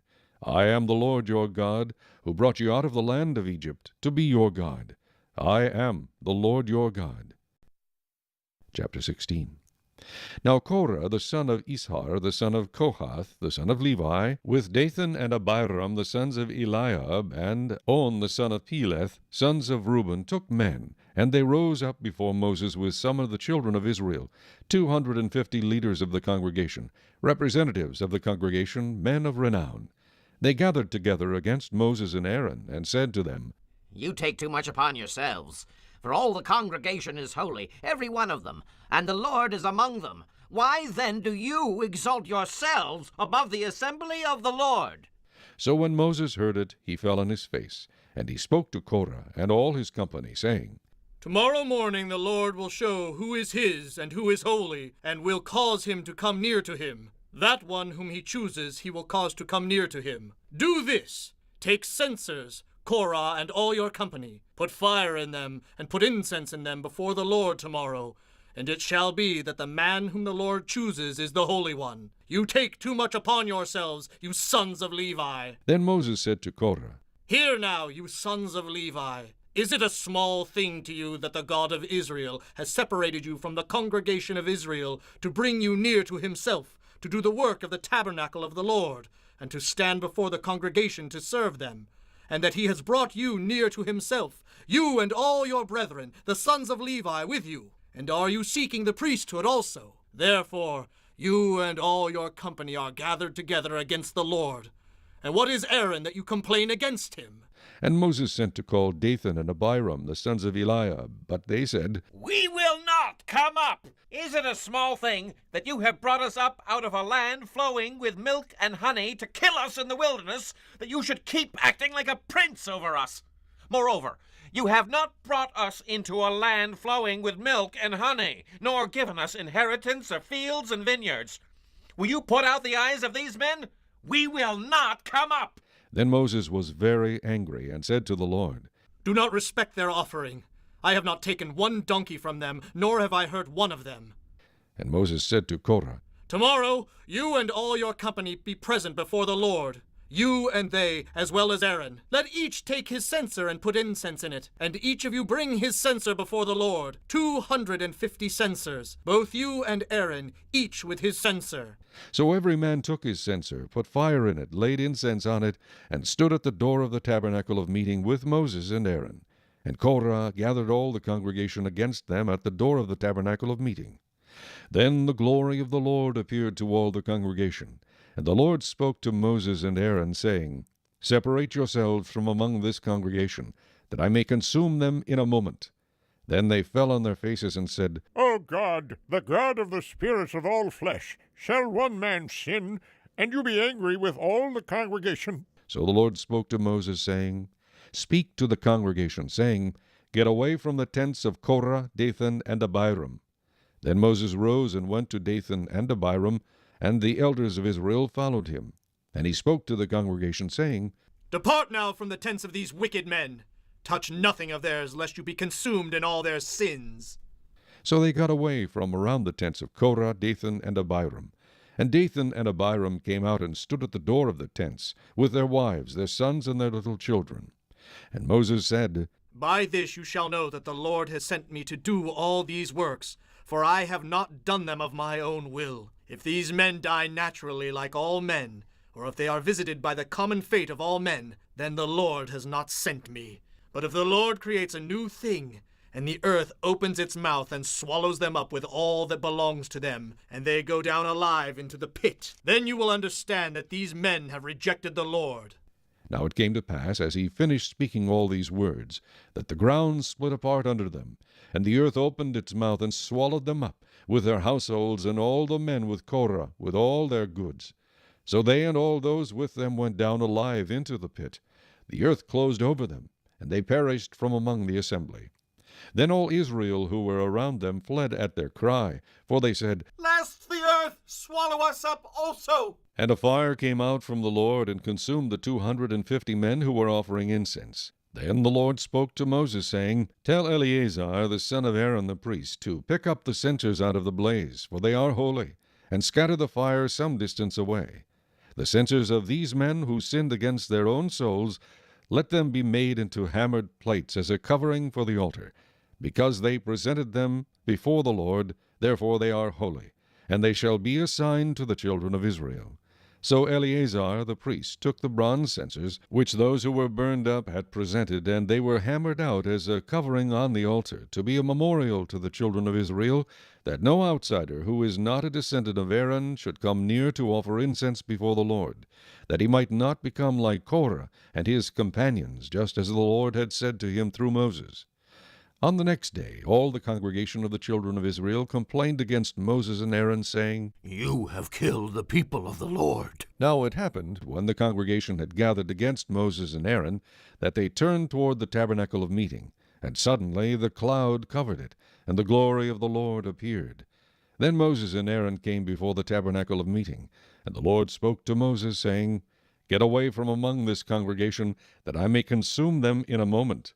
And they fell on their faces. So Moses said to Aaron, Take a censer and put fire in it from the altar. Put incense on it, and take it quickly to the congregation, and make atonement for them, for wrath has gone out from the Lord. The plague has begun. Then Aaron took it as Moses commanded, and ran into the midst of the assembly, and already the plague had begun among the people. So he put in the incense, and made atonement for the people. And he stood between the dead and the living, so the plague was stopped. Now those who died in the plague were 14,700, besides those who died in the Korah incident. So Aaron returned to Moses at the door of the tabernacle of meeting, for the plague had stopped. Chapter 17. And the Lord spoke to Moses, saying, Speak to the children of Israel, and get from them a rod from each father's house, all their leaders according to their fathers' houses, 12 rods. Write each man's name on his rod. And you shall write Aaron's name on the rod of Levi, for there shall be one rod for the head of each father's house. Then you shall place them in the tabernacle of meeting before the testimony, where I meet with you. And it shall be that the rod of the man whom I choose will blossom. Thus I will rid myself of the complaints of the children of Israel, which they make against you. So Moses spoke to the children of Israel, and each of their leaders gave him a rod apiece, for each leader according to their fathers' houses, 12 rods, and the rod of Aaron was among their rods. And Moses placed the rods before the Lord in the tabernacle of witness. Now it came to pass on the next day that Moses went into the tabernacle of witness, and behold, the rod of Aaron, of the house of Levi, had sprouted and put forth buds, had produced blossoms, and yielded ripe almonds. Then Moses brought out all the rods from before the Lord to all the children of Israel, and they looked, and each man took his rod. And the Lord said to Moses, Bring Aaron's rod back before the testimony, to be kept as a sign against the rebels, that you may put their complaints away from me, lest they die. Thus did Moses, just as the Lord had commanded him, so he did. So the children of Israel spoke to Moses, saying, Surely we die, we perish, we all perish. Whoever even comes near the tabernacle of the Lord must die. Shall we all utterly die? Chapter 18. Then the Lord said to Aaron, You and your sons and your father's house with you shall bear the iniquity related to the sanctuary, and you and your sons with you shall bear the iniquity associated with your priesthood. Also bring with you your brethren of the tribe of Levi, the tribe of your father, that they may be joined with you and serve you while you and your sons are with you before the tabernacle of witness. They shall attend to your needs and all the needs of the tabernacle, but they shall not come near the articles of the sanctuary and the altar, lest they die, they and you also. They shall be joined with you and attend to the needs of the tabernacle of meeting for all the work of the tabernacle, but an outsider shall not come near you.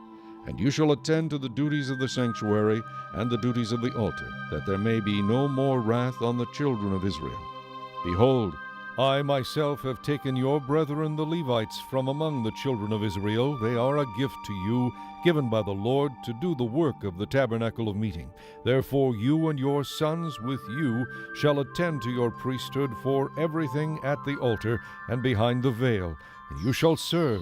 I give your priesthood to you as a gift for service, but the outsider who comes near shall be put to death. And the Lord spoke to Aaron, Here I myself have also given you charge of my heave offerings, all the holy gifts of the children of Israel. I have given them as a portion to you and your sons, as an ordinance forever. This shall be yours of the most holy things reserved from the fire. Every offering of theirs, every grain offering, and every sin offering, and every trespass offering, which they render to me, shall be most holy for you and your sons. In a most holy place you shall eat it. Every male shall eat it. It shall be holy to you. This also is yours, the heave offering of their gift, with all the wave offerings of the children of Israel. I have given them to you and your sons and daughters with you, as an ordinance forever. Everyone who is clean in your house may eat it.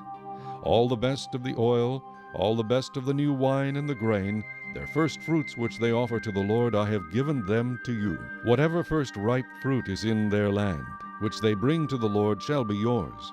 Everyone who is clean in your house may eat it. Every devoted thing in Israel shall be yours. Everything that first opens the womb of all flesh, which they bring to the Lord, whether man or beast, shall be yours. Nevertheless, the firstborn of man you shall surely redeem, and the firstborn of unclean animals you shall redeem. And those redeemed of the devoted things you shall redeem when 1 month old, according to your valuation, for 5 shekels of silver, according to the shekel of the sanctuary, which is 20 gerahs.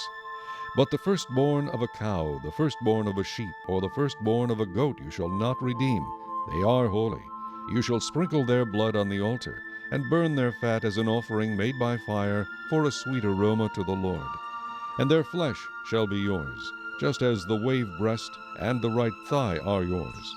All the heave offerings of the holy things which the children of Israel offer to the Lord, I have given to you and your sons and daughters with you as an ordinance forever. It is a covenant of salt forever before the Lord with you and your descendants with you. Then the Lord said to Aaron, You shall have no inheritance in their land, nor shall you have any portion among them. I am your portion and your inheritance among the children of Israel.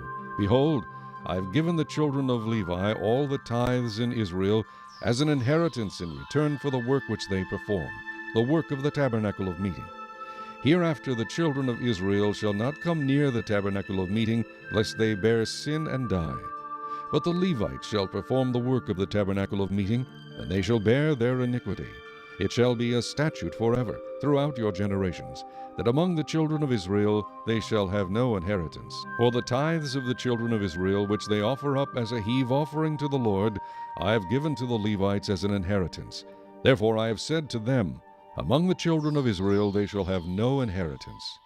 Then the Lord spoke to Moses, saying, Speak thus to the Levites, and say to them, When you take from the children of Israel the tithes which I have given you from them as your inheritance, then you shall offer up a heave offering of it to the Lord, 1/10 of the tithe. And your heave offering shall be reckoned to you as though it were the grain of the threshing floor, and as the fullness of the winepress. Thus you shall also offer a heave offering to the Lord from all your tithes which you receive from the children of Israel, and you shall give the Lord's heave offering from it to Aaron the priest. Of all your gifts you shall offer up every heave offering due to the Lord, from all the best of them, the consecrated part of them. Therefore you shall say to them, When you have lifted up the best of it, then the rest shall be accounted to the Levites as the produce of the threshing floor and as the produce of the winepress. You may eat it in any place, you and your households, for it is your reward for your work in the tabernacle of meeting. And you shall bear no sin because of it, when you have lifted up the best of it. But you shall not profane the holy gifts of the children of Israel, lest you die. Chapter 19. Now the Lord spoke to Moses and Aaron, saying, This is the ordinance of the law which the Lord has commanded, saying, Speak to the children of Israel, that they bring you a red heifer without blemish, in which there is no defect, and on which a yoke has never come. You shall give it to Eleazar the priest, that he may take it outside the camp, and it shall be slaughtered before him. And Eleazar the priest shall take some of its blood with his finger, and sprinkle some of its blood 7 times directly in front of the tabernacle of meeting. Then the heifer shall be burned in his sight. Its hide, its flesh, its blood, and its offal shall be burned. And the priest shall take cedar wood and hyssop and scarlet, and cast them into the midst of the fire, burning the heifer. Then the priest shall wash his clothes, he shall bathe in water, and afterward he shall come into the camp. The priest shall be unclean until evening. And the one who burns it shall wash his clothes in water, bathe in water, and shall be unclean until evening. Then a man who is clean shall gather up the ashes of the heifer, and store them outside the camp in a clean place. And they shall be kept for the congregation of the children of Israel, for the water of purification. It is for purifying from sin. And the one who gathers the ashes of the heifer shall wash his clothes and be unclean until evening. It shall be a statute forever to the children of Israel, and to the stranger who dwells among them. He who touches the dead body of anyone shall be unclean 7 days. He shall purify himself with the water on the 3rd day and on the 7th day. Then he will be clean. But if he does not purify himself on the 3rd day and on the 7th day, he will not be clean. Whoever touches the body of anyone who has died, and does not purify himself, defiles the tabernacle of the Lord. That person shall be cut off from Israel. He shall be unclean, because the water of purification was not sprinkled on him. His uncleanness is still on him. This is the law when a man dies in a tent. All who come into the tent and all who are in the tent shall be unclean 7 days. And every open vessel which has no cover fastened on it is unclean. Whoever in the open field touches one who is slain by a sword or who has died, or a bone of a man, or a grave, shall be unclean 7 days. And for an unclean person they shall take some of the ashes of the heifer burnt for purification from sin, and running water shall be put on them in a vessel. A clean person shall take hyssop and dip it in the water, sprinkle it on the tent, on all the vessels, on the persons who were there, or on the one who touched a bone, the slain, the dead, or a grave. The clean person shall sprinkle the unclean on the 3rd day and on the 7th day. And on the 7th day he shall purify himself, wash his clothes, and bathe in water, and at evening he shall be clean. But the man who is unclean and does not purify himself, that person shall be cut off from among the assembly, because he has defiled the sanctuary of the Lord. The water of purification has not been sprinkled on him. He is unclean. It shall be a perpetual statute for them. He who sprinkles the water of purification shall wash his clothes, and he who touches the water of purification shall be unclean until evening. Whatever the unclean person touches shall be unclean, and the person who touches it shall be unclean until evening. Chapter 20. Then the children of Israel, the whole congregation, came into the wilderness of Zin in the 1st month, and the people stayed in Kadesh, and Miriam died there and was buried there. Now there was no water for the congregation, so they gathered together against Moses and Aaron. And the people contended with Moses and spoke, saying, If only we had died when our brethren died before the Lord! Why have you brought up the assembly of the Lord into this wilderness, that we and our animals should die here? And why have you made us come up out of Egypt to bring us to this evil place? It is not a place of grain, or figs, or vines, or pomegranates, nor is there any water to drink. So Moses and Aaron went from the presence of the assembly to the door of the tabernacle of meeting, and they fell on their faces, and the glory of the Lord appeared to them. Then the Lord spoke to Moses, saying, Take the rod, you and your brother Aaron, gather the congregation together. Speak to the rock before their eyes, and it will yield its water. Thus you shall bring water for them out of the rock, and give drink to the congregation and their animals. So Moses took the rod from before the Lord as he commanded him. And Moses and Aaron gathered the assembly together before the rock, and he said to them, Hear now, you rebels! Must we bring water for you out of this rock? Then Moses lifted his hand and struck the rock twice with his rod, and water came out abundantly, and the congregation and their animals drank. Then the Lord spoke to Moses and Aaron, Because you did not believe me, to hallow me in the eyes of the children of Israel, therefore you shall not bring this assembly into the land which I have given them. This was the water of Meribah, because the children of Israel contended with the Lord, and he was hallowed among them. Now Moses sent messengers from Kadesh to the king of Edom. Thus says your brother Israel, You know all the hardship that has befallen us, how our fathers went down to Egypt, and we dwelt in Egypt a long time, and the Egyptians afflicted us and our fathers. When we cried out to the Lord, he heard our voice and sent the angel and brought us up out of Egypt. Now here we are in Kadesh, a city on the edge of your border. Please let us pass through your country. We will not pass through fields or vineyards, nor will we drink water from the wells. We will go along the king's highway. We will not turn aside to the right hand or to the left until we have passed through your territory. Then Edom said to him, You shall not pass through my land, lest I come out against you with the sword. So the children of Israel said to him, We will go by the highway, and if I or my livestock drink any of your water, then I will pay for it. Let me only pass through on foot, nothing more. Then he said, You shall not pass through. So Edom came out against them with many men and with a strong hand. Thus Edom refused to give Israel passage through his territory, so Israel turned away from him. Now the children of Israel, the whole congregation, journeyed from Kadesh and came to Mount Hor. And the Lord spoke to Moses and Aaron in Mount Hor by the border of the land of Edom, saying, Aaron shall be gathered to his people, for he shall not enter the land which I have given to the children of Israel, because you rebelled against my word at the water of Meribah. Take Aaron and Eleazar his son, and bring them up to Mount Hor, and strip Aaron of his garments, and put them on Eleazar his son, for Aaron shall be gathered to his people, and die there. So Moses did just as the Lord commanded, and they went up to Mount Hor in the sight of all the congregation. Moses stripped Aaron of his garments, and put them on Eleazar his son, and Aaron died there on the top of the mountain. Then Moses and Eleazar came down from the mountain. Now when all the congregation saw that Aaron was dead, all the house of Israel mourned for Aaron 30 days. Chapter 21. The king of Arad, the Canaanite who dwelt in the south, heard that Israel was coming on the road to Atharim. Then he fought against Israel, and took some of them prisoners. So Israel made a vow to the Lord, and said, If you will indeed deliver this people into my hand, then I will utterly destroy their cities. And the Lord listened to the voice of Israel, and delivered up the Canaanites, and they utterly destroyed them and their cities. So the name of that place was called Hormah.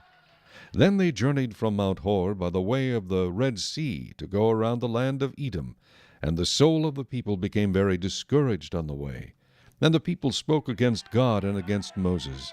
Why have you brought us up out of Egypt to die in the wilderness? For there is no food and no water, and our soul loathes this worthless bread. So the Lord sent fiery serpents among the people, and they bit the people, and many of the people of Israel died. Therefore the people came to Moses and said, We have sinned, for we have spoken against the Lord and against you. Pray to the Lord that he take away the serpents from us. So Moses prayed for the people. Then the Lord said to Moses, Make a fiery serpent, and set it on a pole, and it shall be that every one who is bitten, when he looks at it, shall live. So Moses made a bronze serpent, and put it on a pole, and so it was, if a serpent had bitten anyone, when he looked at the bronze serpent, he lived. Now the children of Israel moved on, and camped in Oboth. And they journeyed from Oboth, and camped at Ije-Abarim, in the wilderness which is east of Moab, toward the sunrise.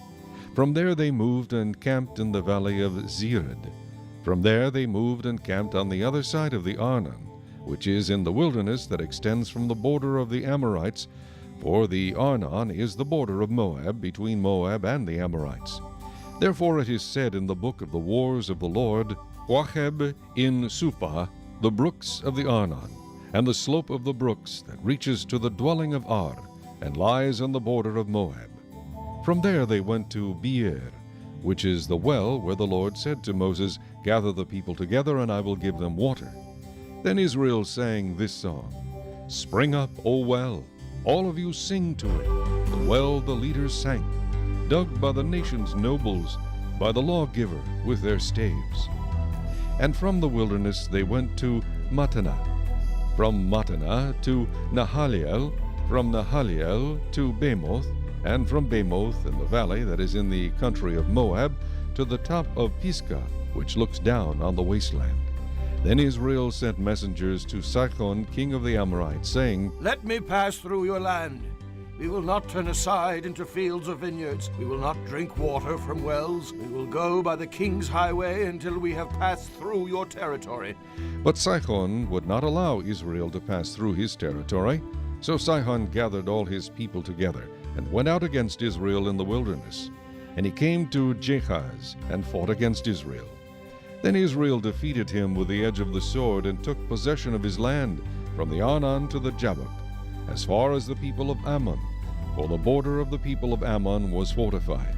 So Israel took all these cities, and Israel dwelt in all the cities of the Amorites, in Heshbon, and in all its villages. For Heshbon was the city of Sihon, king of the Amorites, who had fought against the former king of Moab, and had taken all his land from his hand as far as the Arnon. Therefore those who speak in Proverbs say, Come to Heshbon, let it be built, let the city of Sihon be repaired. For fire went out from Heshbon, a flame from the city of Sihon. It consumed Ar of Moab, the lords of the heights of the Arnon. Woe to you, Moab! You have perished, O people of Chemosh. He has given his sons as fugitives and his daughters into captivity to Sihon, king of the Amorites. But we have shot at them. Heshbon has perished as far as Dibon. Then we laid waste as far as Nophah, which reaches to Medeba. Thus Israel dwelt in the land of the Amorites. Then Moses sent to spy out Jazer, and they took its villages and drove out the Amorites who were there. And they turned and went up by the way of Bashan. So Og, king of Bashan, went out against them, he and all his people, to battle at Edrei. Then the Lord said to Moses, Do not fear him, for I have delivered him into your hand, with all his people and his land. And you shall do to him as you did to Sihon, king of the Amorites, who dwell at Heshbon. So they defeated him, his sons, and all his people, until there was no survivor left him, and they took possession of his land. Chapter 22. Then the children of Israel moved and camped in the plains of Moab on the side of the Jordan across from Jericho. Now Balak, the son of Zippor, saw all that Israel had done to the Amorites, and Moab was exceedingly afraid of the people because they were many, and Moab was sick with dread because of the children of Israel. So Moab said to the elders of Midian, Now this company will lick up everything around us as an ox licks up the grass of the field. And Balak, the son of Zippor, was king of the Moabites at that time. Then he sent messengers to Balaam, the son of Beor, at Pethor, which is near the river in the land of the sons of his people, to call him, saying, Look, a people has come from Egypt. See, they cover the face of the earth and are settling next to me. Therefore, please come at once. Curse this people for me, for they are too mighty for me. Perhaps I shall be able to defeat them and drive them out of the land, for I know that he whom you bless is blessed, and he whom you curse is cursed. So the elders of Moab and the elders of Midian departed with the diviner's fee in their hand. And they came to Balaam, and spoke to him the words of Balak. And he said to them, Lodge here tonight, and I will bring back word to you, as the Lord speaks to me. So the princes of Moab stayed with Balaam. Then God came to Balaam and said, Who are these men with you? So Balaam said to God, Balak, the son of Zippor, king of Moab, has sent to me, saying, Look, a people has come out of Egypt, and they cover the face of the earth. Come now, curse them for me. Perhaps I shall be able to overpower them and drive them out. And God said to Balaam, You shall not go with them, you shall not curse the people, for they are blessed. So Balaam rose in the morning and said to the princes of Balak, Go back to your land, for the Lord has refused to give me permission to go with you. And the princes of Moab rose and went to Balak and said, Balaam refuses to come with us. Then Balak again sent princes, more numerous and more honorable than they. And they came to Balaam and said to him, Thus says Balak the son of Zippor, Please let nothing hinder you from coming to me, for I will certainly honor you greatly, and I will do whatever you say to me. Therefore please come, curse this people for me. Then Balaam answered and said to the servants of Balak, Though Balak were to give me his house full of silver and gold, I could not go beyond the word of the Lord my God, to do less or more. Now, therefore, please, you also stay here tonight, that I may know what more the Lord will say to me. And God came to Balaam at night and said to him, If the men come to call you, rise and go with them, but only the word which I speak to you, that you shall do. So Balaam rose in the morning, saddled his donkey, and went with the princes of Moab. Then God's anger was aroused because he went, and the angel of the Lord took his stand in the way as an adversary against him.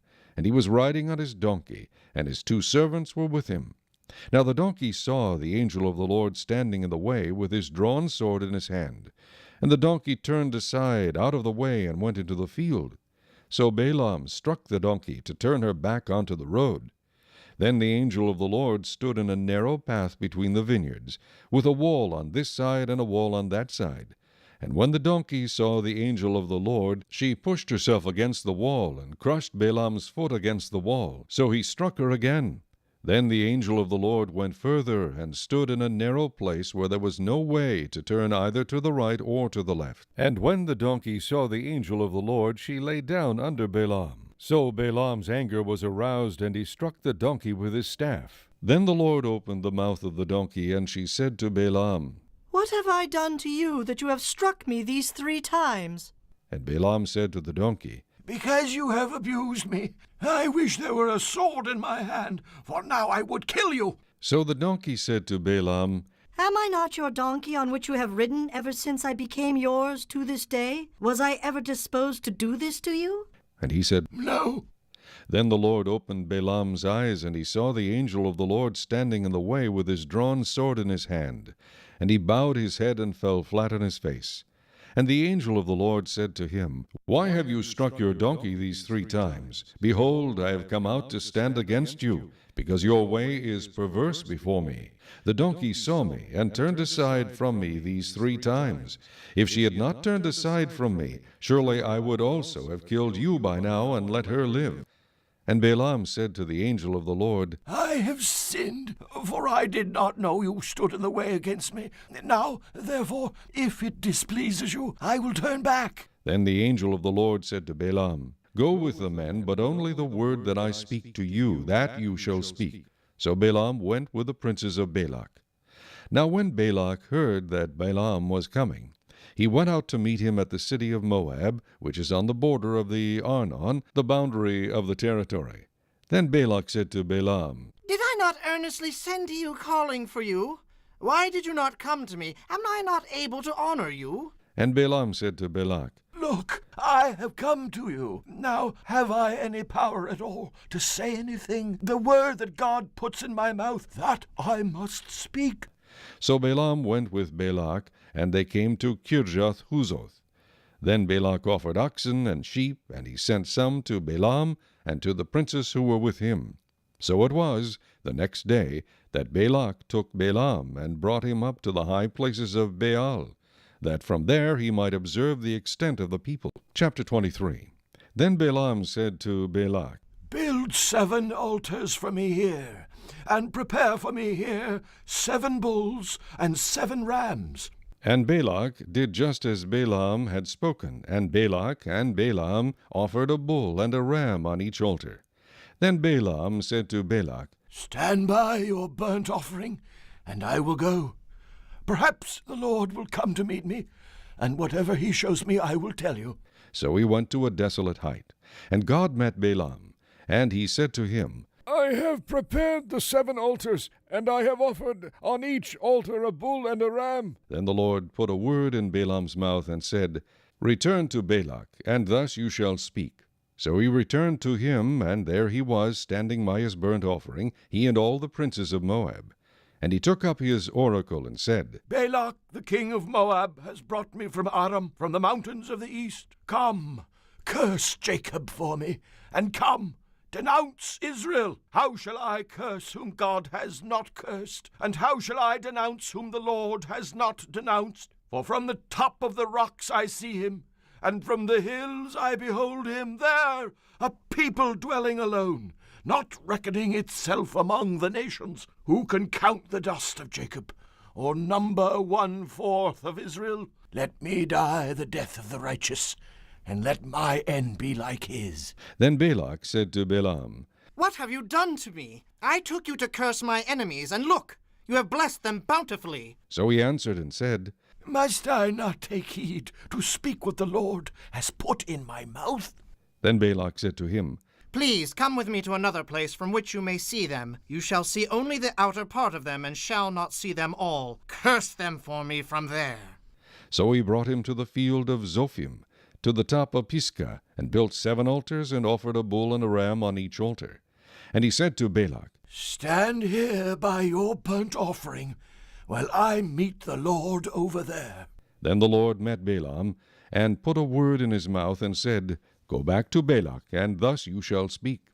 So he came to him, and there he was, standing by his burnt offering, and the princes of Moab were with him. And Balak said to him, What has the Lord spoken? Then he took up his oracle and said, Rise up, Balak, and hear. Listen to me, son of Zippor. God is not a man that he should lie, nor a son of man that he should repent. Has he said, and will he not do? Or has he spoken, and will he not make it good? Behold, I have received a command to bless. He has blessed. and I cannot reverse it. He has not observed iniquity in Jacob, nor has he seen wickedness in Israel. The Lord his God is with him, and the shout of a king is among them. God brings them out of Egypt. He has strength like a wild ox. For there is no sorcery against Jacob, nor any divination against Israel. It now must be said of Jacob and of Israel, oh, what God has done! Look! A people rises like a lioness, and lifts itself up like a lion. It shall not lie down until it devours the prey, and drinks the blood of the slain. Then Balak said to Balaam, Neither curse them at all, nor bless them at all. So Balaam answered and said to Balak, Did I not tell you, saying, all that the Lord speaks, that I must do? Then Balak said to Balaam, Please come. I will take you to another place. Perhaps it will please God that you may curse them for me from there. So Balak took Balaam to the top of Peor, that overlooks the wasteland. Then Balaam said to Balak, Build for me here 7 altars, and prepare for me here 7 bulls and 7 rams. And Balak did as Balaam had said, and offered a bull and a ram on every altar. Chapter 24. Now when Balaam saw that it pleased the Lord to bless Israel, he did not go as at other times to seek to use sorcery, but he set his face toward the wilderness. And Balaam raised his eyes and saw Israel encamped according to their tribes, and the Spirit of God came upon him. Then he took up his oracle and said, The utterance of Balaam the son of Beor, the utterance of the man whose eyes are opened, the utterance of him who hears the words of God, who sees the vision of the Almighty, who falls down with eyes wide open. How lovely are your tents, O Jacob, your dwellings, O Israel, like valleys that stretch out, like gardens by the riverside, like aloes planted by the Lord, like cedars beside the waters. He shall pour water from his buckets, and his seed shall be in many waters. His king shall be higher than Agag, and his kingdom shall be exalted. God brings him out of Egypt. He has strength like a wild ox. He shall consume the nations, his enemies. He shall break their bones and pierce them with his arrows. He bows down, he lies down as a lion, and as a lion, who shall rouse him? Blessed is he who blesses you, and cursed is he who curses you. Then Balak's anger was aroused against Balaam, and he struck his hands together. And Balak said to Balaam, I called you to curse my enemies, and look, you have bountifully blessed them these 3 times. Now therefore flee to your place. I said I would greatly honor you, but in fact the Lord has kept you back from honor. So Balaam said to Balak, Did I not also speak to your messengers whom you sent to me, saying, If Balak were to give me his house full of silver and gold, I could not go beyond the word of the Lord, to do good or bad of my own will? But the Lord says that I must speak, and now indeed I am going to my people. Come, I will advise you what this people will do to your people in the latter days. So he took up his oracle and said, The utterance of Balaam the son of Beor, and the utterance of the man whose eyes are opened, the utterance of him who hears the words of God, and has the knowledge of the Most High, who sees the vision of the Almighty, who falls down with eyes wide open. I see him, but not now.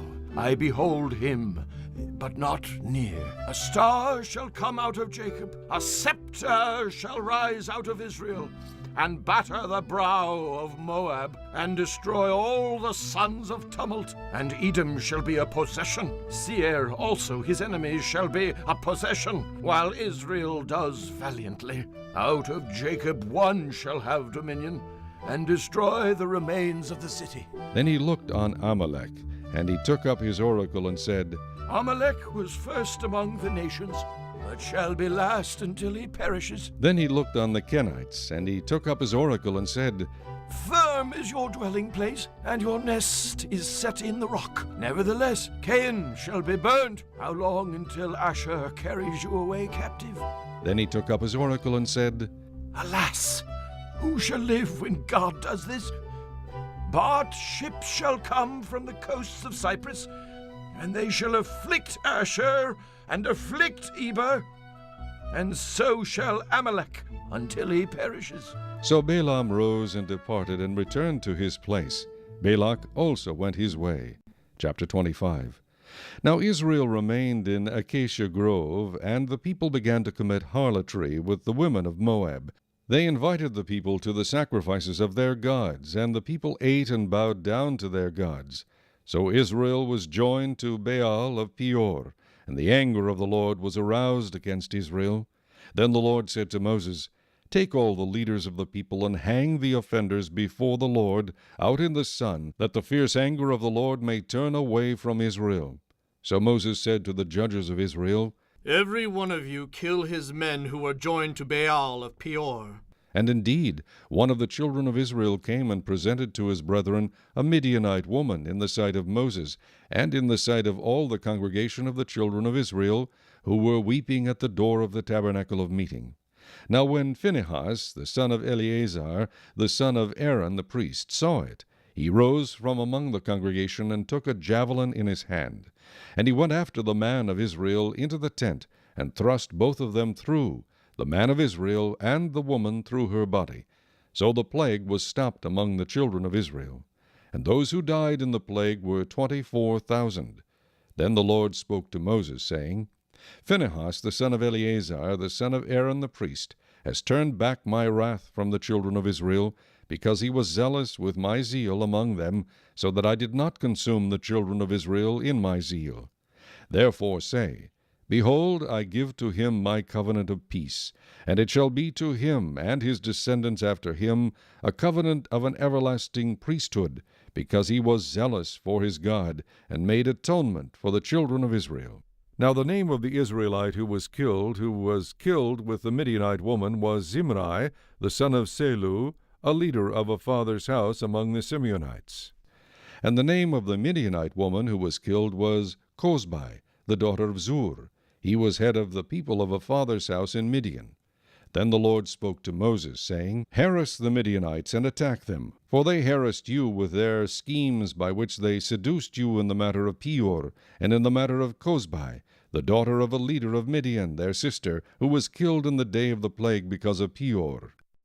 Chapter 26. And it came to pass after the plague that the Lord spoke to Moses and Eleazar the son of Aaron the priest, saying, Take a census of all the congregation of the children of Israel, from 20 years old and above, by their fathers' houses, all who are able to go to war in Israel.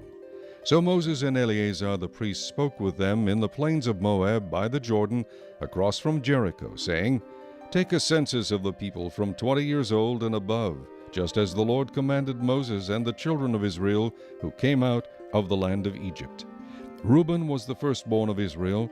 The children of Reuben were of Henoch, the family of the Henochites, of Palu, the family of the Paluites, of Hezron, the family of the Hezronites, of Carmi, the family of the Carmites.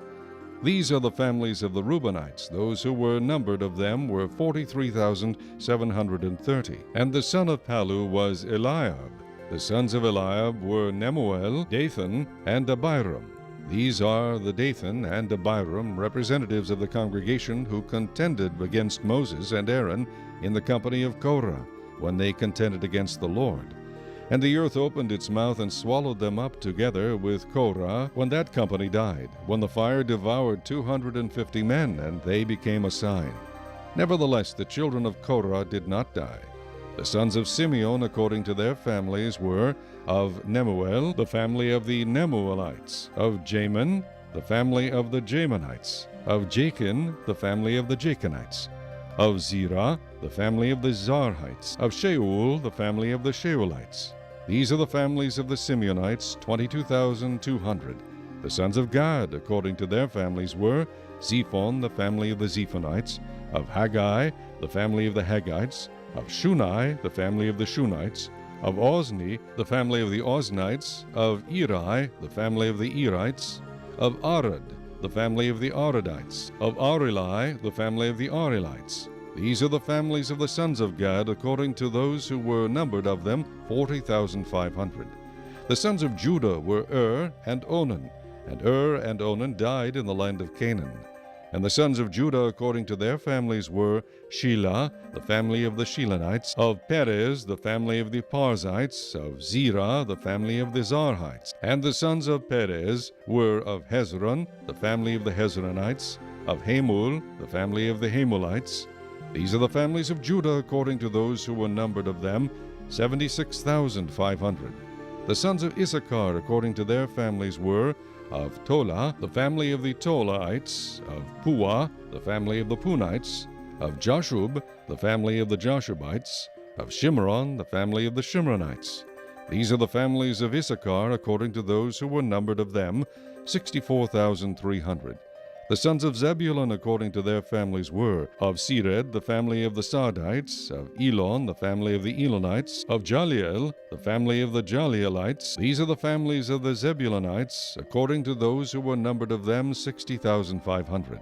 The sons of Joseph according to their families by Manasseh and Ephraim were the sons of Manasseh of Machir, the family of the Machirites, and Machir begot Gilead, of Gilead, the family of the Gileadites.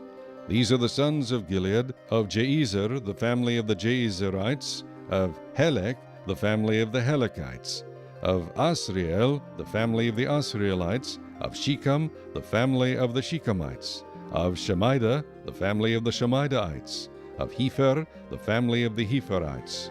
Now Zelophehad, the son of Hepher, had no sons, but daughters, and the names of the daughters of Zelophehad were Mala, Noah, Hogla, Milcah, and Tirzah. These are the families of Manasseh, and those who were numbered of them were 52,700. These are the sons of Ephraim according to their families. Of Shuthelah, the family of the Shuthelites. Of Becher, the family of the Bachrites. Of Techan, the family of the Techanites. And these are the sons of Shuthelah of Iran, the family of the Iranites. These are the families of the sons of Ephraim according to those who were numbered of them, 32,500. These are the sons of Joseph according to their families. The sons of Benjamin according to their families were of Bela, the family of the Belaites, of Ashbel, the family of the Ashbelites, of Ahiram, the family of the Ahiramites, of Shupham, the family of the Shuphamites, of Hupham, the family of the Huphamites. And the sons of Bela were Ard and Naaman. Of Ard, the family of the Ardites. Of Naaman, the family of the Naamites. These are the sons of Benjamin according to their families, and those who were numbered of them were 45,600. These are the sons of Dan according to their families. Of Shuham, the family of the Shuhamites. These are the families of Dan according to their families. All the families of the Shuhamites according to those who were numbered of them were 64,400. The sons of Asher according to their families were of Jimnah, the family of the Jimnites. Of Jeshuai, the family of the Jeshuites. Of Beriah, the family of the Berites. Of the sons of Beriah, of Heber, the family of the Heberites. Of Malkiel, the family of the Malkielites. And the name of the daughter of Asher was Serah. These are the families of the sons of Asher according to those who were numbered of them, 53,400. The sons of Naphtali according to their families were of Jaziel, the family of the Jazielites. Of Gunai, the family of the Gunites. Of Jezer, the family of the Jezerites. Of Shillem, the family of the Shillemites. These are the families of Naphtali according to their families, and those who were numbered of them were 45,400. These are those who were numbered of the children of Israel, 601,730. Then the Lord spoke to Moses, saying, To these the land shall be divided as an inheritance according to the number of names. To a large tribe you shall give a larger inheritance, and to a small tribe you shall give a smaller inheritance. Each shall be given its inheritance according to those who were numbered of them. But the land shall be divided by lot. They shall inherit according to the names of the tribes of their fathers. According to the lot their inheritance shall be divided between the larger and the smaller. And these are those who were numbered of the Levites according to their families of Gershon, the family of the Gershonites, of Kohath, the family of the Kohathites, of Merari, the family of the Merarites. These are the families of the Levites, the family of the Libnites, the family of the Hebronites, the family of the Malites, the family of the Mushites, and the family of the Korathites. And Kohath begot Amram. The name of Amram's wife was Jochebed, the daughter of Levi, who was born to Levi in Egypt, and to Amram she bore Aaron and Moses, and their sister Miriam. To Aaron were born Nadab and Abihu, Eleazar and Ithamar. And Nadab and Abihu died when they offered profane fire before the Lord. Now those who were numbered of them were 23,000, every male from a month old and above, for they were not numbered among the other children of Israel, because there was no inheritance given to them among the children of Israel. These are those who were numbered by Moses and Eleazar the priest, who numbered the children of Israel in the plains of Moab by the Jordan, across from Jericho. But among these there was not a man of those who were numbered by Moses and Aaron the priest, when they numbered the children of Israel in the wilderness of Sinai. For the Lord had said to them, They shall surely die in the wilderness. So there was not left a man of them, except Caleb the son of Jephunneh, and Joshua the son of Nun. Chapter 27. Then came the daughters of Zelophehad, the son of Hepher, the son of Gilead, the son of Machir, the son of Manasseh, from the families of Manasseh, the son of Joseph. And these were the names of his daughters, Mahlah, Noah, Hoglah, Milcah, and Tirzah.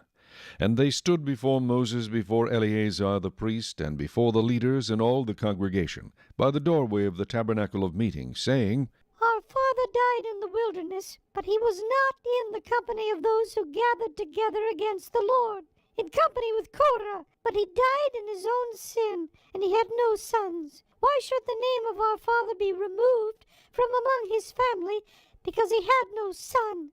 Give us a possession among our father's brothers.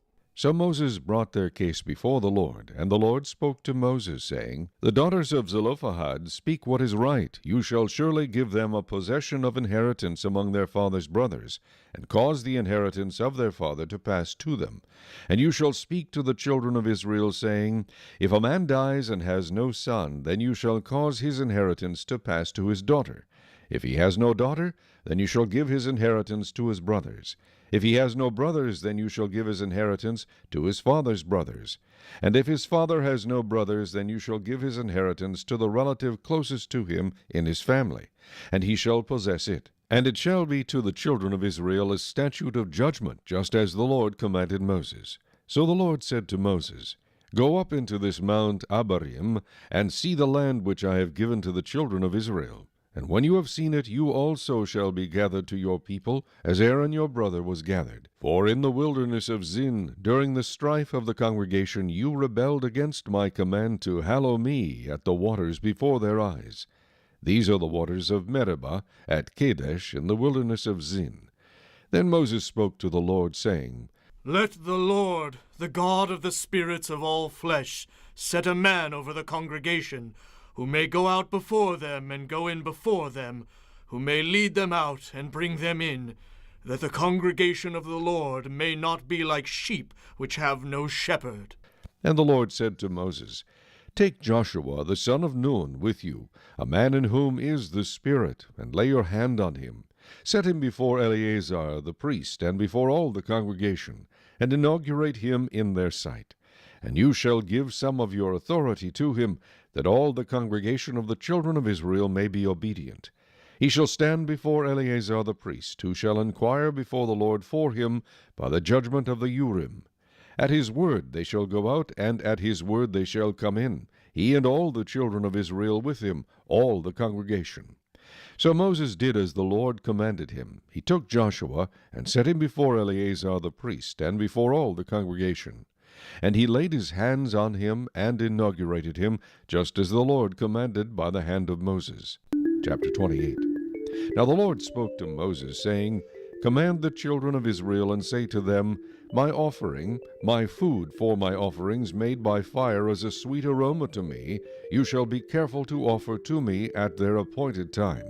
And you shall say to them, This is the offering made by fire which you shall offer to the Lord. 2 male lambs in their first year without blemish, day by day, as a regular burnt offering. The one lamb you shall offer in the morning, the other lamb you shall offer in the evening. And 1/10 of an ephah of fine flour as a grain offering, mixed with 1/4 of a hin of pressed oil. It is a regular burnt offering which was ordained at Mount Sinai for a sweet aroma, an offering made by fire to the Lord. And its drink offering shall be 1/4 of a hin for each lamb. In a holy place you shall pour out the drink to the Lord as an offering. The other lamb you shall offer in the evening, as the morning grain offering, and its drink offering you shall offer it as an offering made by fire, a sweet aroma to the Lord. And on the Sabbath day 2 lambs in their first year without blemish, and 2/10 of an ephah of fine flour as a grain offering, mixed with oil, with its drink offering. This is the burnt offering for every Sabbath, besides the regular burnt offering with its drink offering. At the beginnings of your months you shall present a burnt offering to the Lord. 2 young bulls, 1 ram, and 7 lambs in their first year, without blemish. 3/10 of an ephah of fine flour as a grain offering, mixed with oil, for each bull. 2/10 of an ephah of fine flour as a grain offering, mixed with oil, for the 1 ram. And 1/10 of an ephah of fine flour mixed with oil as a grain offering for each lamb, as a burnt offering of sweet aroma, an offering made by fire to the Lord. Their drink offering shall be 1/2 a hin of wine for a bull, 1/3 of a hin for a ram, and 1/4 of a hin for a lamb. This is the burnt offering for each month throughout the months of the year.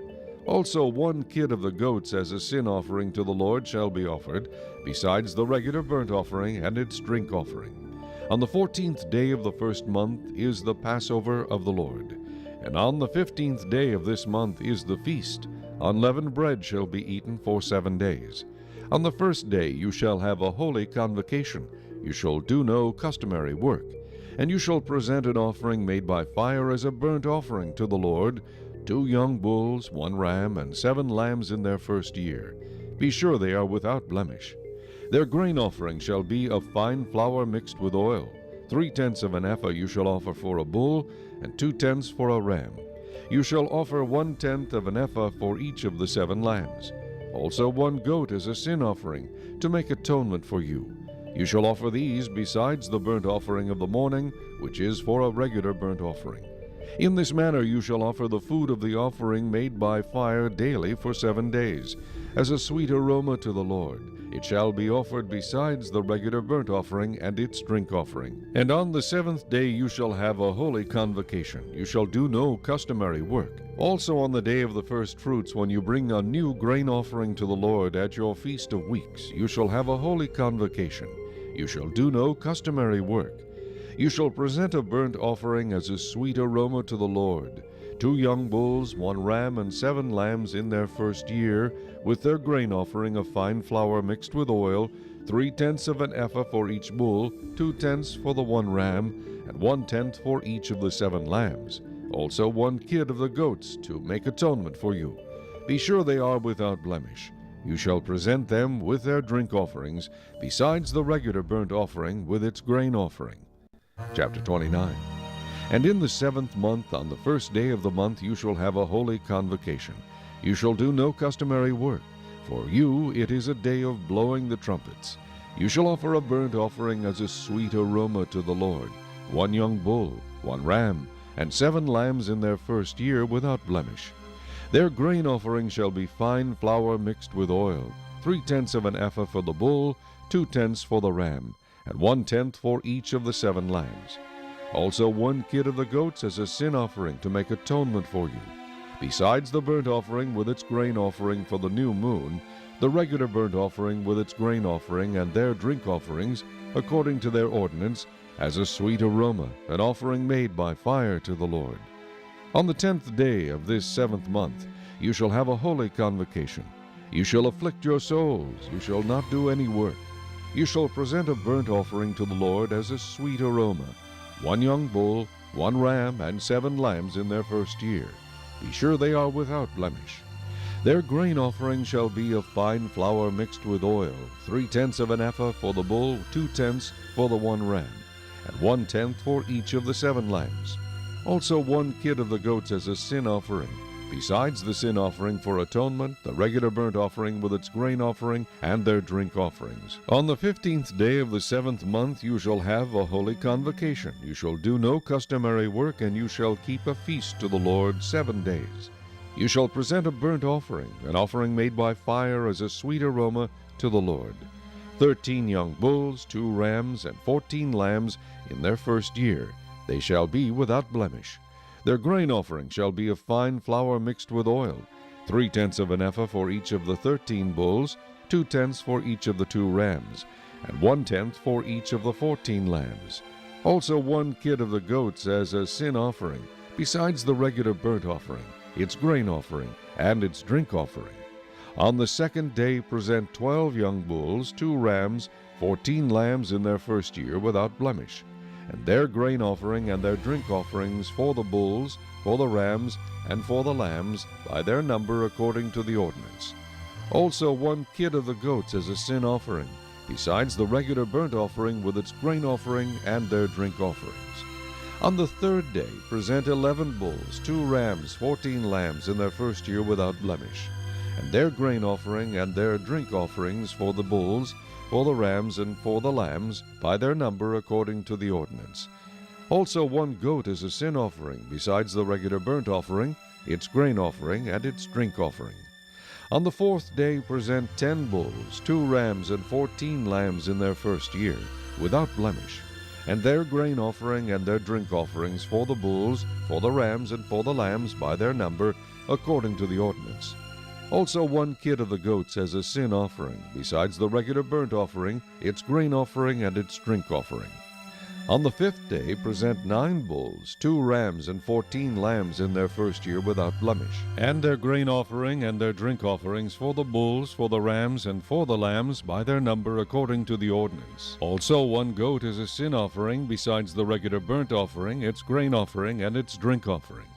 On the 6th day present 8 bulls, 2 rams, and 14 lambs in their first year without blemish, and their grain offering and their drink offerings for the bulls, for the rams, and for the lambs by their number, according to the ordinance. Also 1 goat as a sin offering, besides the regular burnt offering, its grain offering, and its drink offering. On the 7th day present 7 bulls, 2 rams, and 14 lambs in their first year without blemish, and their grain offering and their drink offerings for the bulls, for the rams, and for the lambs by their number, according to the ordinance. Also 1 goat as a sin offering, besides the regular burnt offering, its grain offering, and its drink offering.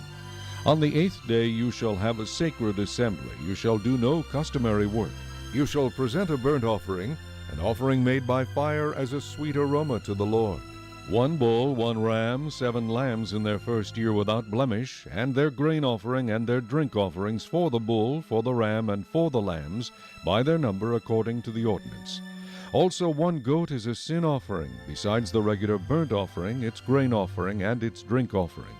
These you shall present to the Lord at your appointed feasts, besides your vowed offerings and your freewill offerings, as your burnt offerings and your grain offerings, as your drink offerings and your peace offerings. So Moses told the children of Israel everything just as the Lord commanded Moses. Chapter 30. Then Moses spoke to the heads of the tribes concerning the children of Israel, saying, This is the thing which the Lord has commanded. If a man makes a vow to the Lord, or swears an oath to bind himself by some agreement, he shall not break his word. He shall do according to all that proceeds out of his mouth. Or if a woman makes a vow to the Lord, and binds herself by some agreement while in her father's house in her youth, and her father hears her vow and the agreement by which she has bound herself, and her father holds his peace, then all her vows shall stand, and every agreement with which she has bound herself shall stand. But if her father overrules her on the day that he hears, then none of her vows nor her agreements by which she has bound herself shall stand, and the Lord will release her because her father overruled her. If indeed she takes a husband while bound by her vows or by a rash utterance from her lips by which she bound herself, and her husband hears it, and makes no response to her on the day that he hears, then her vows shall stand, and her agreements by which she bound herself shall stand. But if her husband overrules her on the day that he hears it, he shall make void her vow which she took, and what she uttered with her lips, by which she bound herself, and the Lord will release her. Also, any vow of a widow or a divorced woman, by which she has bound herself, shall stand against her. If she vowed in her husband's house, or bound herself by an agreement with an oath, and her husband heard it, and made no response to her, and did not overrule her, then all her vows shall stand, and every agreement by which she bound herself shall stand. But if her husband truly made them void on the day he heard them, then whatever proceeded from her lips concerning her vows, or concerning the agreement binding her, it shall not stand. Her husband has made them void, and the Lord will release her. Every vow and every binding oath to afflict her soul, her husband may confirm it, or her husband may make it void. Now, if her husband makes no response whatever to her from day to day, then he confirms all her vows or all the agreements that bind her. He confirms them, because he made no response to her on the day that he heard them. But if he does make them void after he has heard them, then he shall bear her guilt. These are the statutes which the Lord commanded Moses between a man and his wife, and between a father and his daughter in her youth in her father's house. Chapter 31. And the Lord spoke to Moses, saying, Take vengeance on the Midianites for the children of Israel. Afterward you shall be gathered to your people. So Moses spoke to the people, saying, Arm some of yourselves for war, and let them go against the Midianites to take vengeance for the Lord on Midian. 1,000 from each tribe of all the tribes of Israel you shall send to the war. So there were recruited from the divisions of Israel 1,000 from each tribe, 12,000 armed for war. Then Moses sent them to the war, 1,000 from each tribe. He sent them to the war with Phinehas, the son of Eleazar the priest, with the holy articles and the signal trumpets in his hand. And they warred against the Midianites, just as the Lord commanded Moses, and they killed all the males. They killed the kings of Midian, with the rest of those who were killed, Evi, Rekem, Zur, Hur, and Reba, the 5 kings of Midian. Balaam the son of Beor they also killed with the sword. And the children of Israel took the women of Midian captive with their little ones, and took as spoil all their cattle, all their flocks, and all their goods. They also burned with fire all the cities where they dwelt, and all their forts. And they took all the spoil and all the booty of man and beast. Then they brought the captives, the booty, and the spoil to Moses, to Eleazar the priest, and to the congregation of the children of Israel, to the camp in the plains of Moab by the Jordan, across from Jericho. And Moses, Eleazar the priest, and all the leaders of the congregation went to meet them outside the camp. But Moses was angry with the officers of the army, with the captains over thousands and captains over hundreds, who had come from the battle. And Moses said to them, Have you kept all the women alive? Look, these women caused the children of Israel, through the counsel of Balaam, to trespass against the Lord in the incident of Peor, and there was a plague among the congregation of the Lord. Now, therefore, kill every male among the little ones, and kill every woman who has known a man intimately. But keep alive for yourselves all the young girls who have not known a man intimately. And as for you, remain outside the camp 7 days. Whoever has killed any person, and whoever has touched any slain, purify yourselves and your captives on the 3rd day, and on the 7th day. Purify every garment, everything made of leather, everything woven of goat's hair, and everything made of wood. Then Eleazar the priest said to the men of war who had gone to the battle, This is the ordinance of the law which the Lord commanded Moses. Only the gold, the silver, the bronze, the iron, the tin, and the lead, everything that can endure fire, you shall put through the fire, and it shall be clean. And it shall be purified with the water of purification. But all that cannot endure fire, you shall put through water. And you shall wash your clothes on the 7th day, and be clean, and afterward you may come into the camp. Now the Lord spoke to Moses, saying, Count up the plunder that was taken, of man and beast, you and Eleazar the priest, and the chief fathers of the congregation, and divide the plunder into 2 parts, between those who took part in the war, who went out to battle, and all the congregation. And levy a tribute for the Lord on the men of war who went out to battle, 1 of every 500 of the persons, the cattle, the donkeys, and the sheep, Take it from their half, and give it to Eleazar the priest, as a heave offering to the Lord. And from the children of Israel's half you shall take 1 of every 50, drawn from the persons, the cattle, the donkeys, and the sheep, from all the livestock, and give them to the Levites who keep charge of the tabernacle of the Lord. So Moses and Eleazar the priest did as the Lord commanded Moses. The booty remaining from the plunder which the men of war had taken was 675,000 sheep, 72,000 cattle, 61,000 donkeys, and 32,000 persons in all, of women who had not known a man intimately. And the half, the portion for those who had gone out to war, was in number 337,500 sheep, and the Lord's tribute of the sheep was 675. The cattle were 36,000, of which the Lord's tribute was 72. The donkeys were 30,500, of which the Lord's tribute was 61. The persons were 16,000, of which the Lord's tribute was 32 persons. So Moses gave the tribute which was the Lord's heave offering to Eleazar the priest, as the Lord commanded Moses.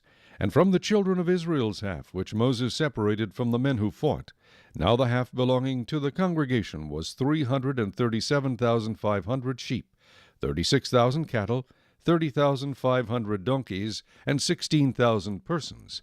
And from the children of Israel's half Moses took 1 of every 50, drawn from man and beast, and gave them to the Levites, who kept charge of the tabernacle of the Lord, as the Lord commanded Moses. Then the officers who were over thousands of the army, the captains of thousands and captains of hundreds, came near to Moses, and they said to Moses, Your servants have taken account of the men of war who are under our command, and not a man of us is missing. Therefore we have brought an offering for the Lord, what every man found of ornaments of gold, armlets and bracelets and signet rings and earrings and necklaces, to make atonement for ourselves before the Lord. So Moses and Eleazar the priest received the gold from them, all the fashioned ornaments, and all the gold of the offering that they offered to the Lord from the captains of thousands and captains of hundreds was 16,750 shekels.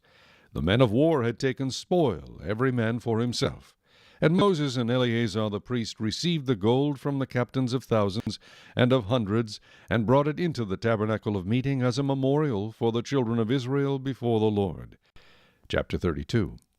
Now the children of Reuben and the children of Gad had a very great multitude of livestock. And when they saw the land of Jazer and the land of Gilead, that indeed the region was a place for livestock, the children of Gad and the children of Reuben came and spoke to Moses, to Eleazar the priest, and to the leaders of the congregation, saying, Ataroth, Dibon, Jazer, Nimrah, Heshbon, Elealeh, Shebam, Nebo, and beyond the country which the Lord defeated before the congregation of Israel is a land for livestock, and your servants have livestock. Therefore they said, If we have found favor in your sight, let this land be given to your servants as a possession. Do not take us over the Jordan. And Moses said to the children of Gad and to the children of Reuben, Shall your brethren go to war while you sit here? Now why will you discourage the heart of the children of Israel from going over into the land which the Lord has given them? Thus your fathers did when I sent them away from Kadesh Barnea to see the land. For when they went up to the valley of Eshcol and saw the land, they discouraged the heart of the children of Israel, so that they did not go into the land which the Lord had given them. So the Lord's anger was aroused on that day, and he swore an oath, saying, Surely none of the men who came up from Egypt, from 20 years old and above, shall see the land of which I swore to Abraham, Isaac, and Jacob, because they have not wholly followed me, except Caleb, the son of Jephunneh the Kenizzite, and Joshua the son of Nun, for they have wholly followed the Lord. So the Lord's anger was aroused against Israel, and he made them wander in the wilderness 40 years, until all the generation that had done evil in the sight of the Lord was gone. And look, you have risen in your father's place, a brood of sinful men, to increase still more the fierce anger of the Lord against Israel. For if you turn away from following him, he will once again leave them in the wilderness, and you will destroy all these people. Then they came near to him and said, We will build sheepfolds here for our livestock, and cities for our little ones, but we ourselves will be armed, ready to go before the children of Israel, until we have brought them to their place, and our little ones will dwell in the fortified cities because of the inhabitants of the land. We will not return to our homes until every one of the children of Israel has received his inheritance, for we will not inherit with them on the other side of the Jordan and beyond, because our inheritance has fallen to us on this eastern side of the Jordan." Then Moses said to them, "If you do this thing, if you arm yourselves before the Lord for the war, and all your armed men cross over the Jordan before the Lord until he has driven out his enemies from before him, and the land is subdued before the Lord, then afterward you may return and be blameless before the Lord and before Israel, and this land shall be your possession before the Lord. But if you do not do so, then take note, you have sinned against the Lord, and be sure your sin will find you out. Build cities for your little ones and folds for your sheep, and do what has proceeded out of your mouth." And the children of Gad and the children of Reuben spoke to Moses, saying, "Your servants will do as my lord commands. Our little ones, our wives, our flocks, and all our livestock will be there in the cities of Gilead. But your servants will cross over, every man armed for war before the Lord to battle, just as my lord says." So Moses gave command concerning them to Eleazar the priest, to Joshua the son of Nun, and to the chief fathers of the tribes of the children of Israel.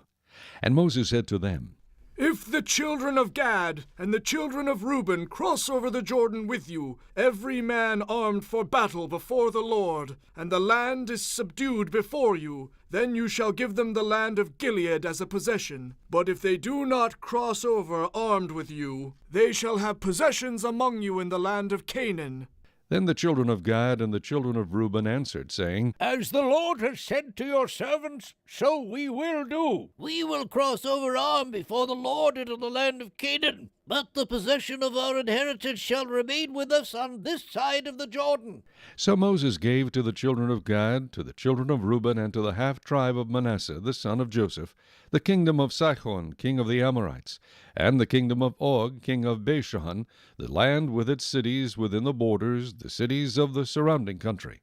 And the children of Gad built Dibon, and Ataroth, and Aroer, Atroth, and Shophan, and Jazer, and Jogbeha, Beth Nimrah, and Beth Haran, fortified cities, and folds for sheep.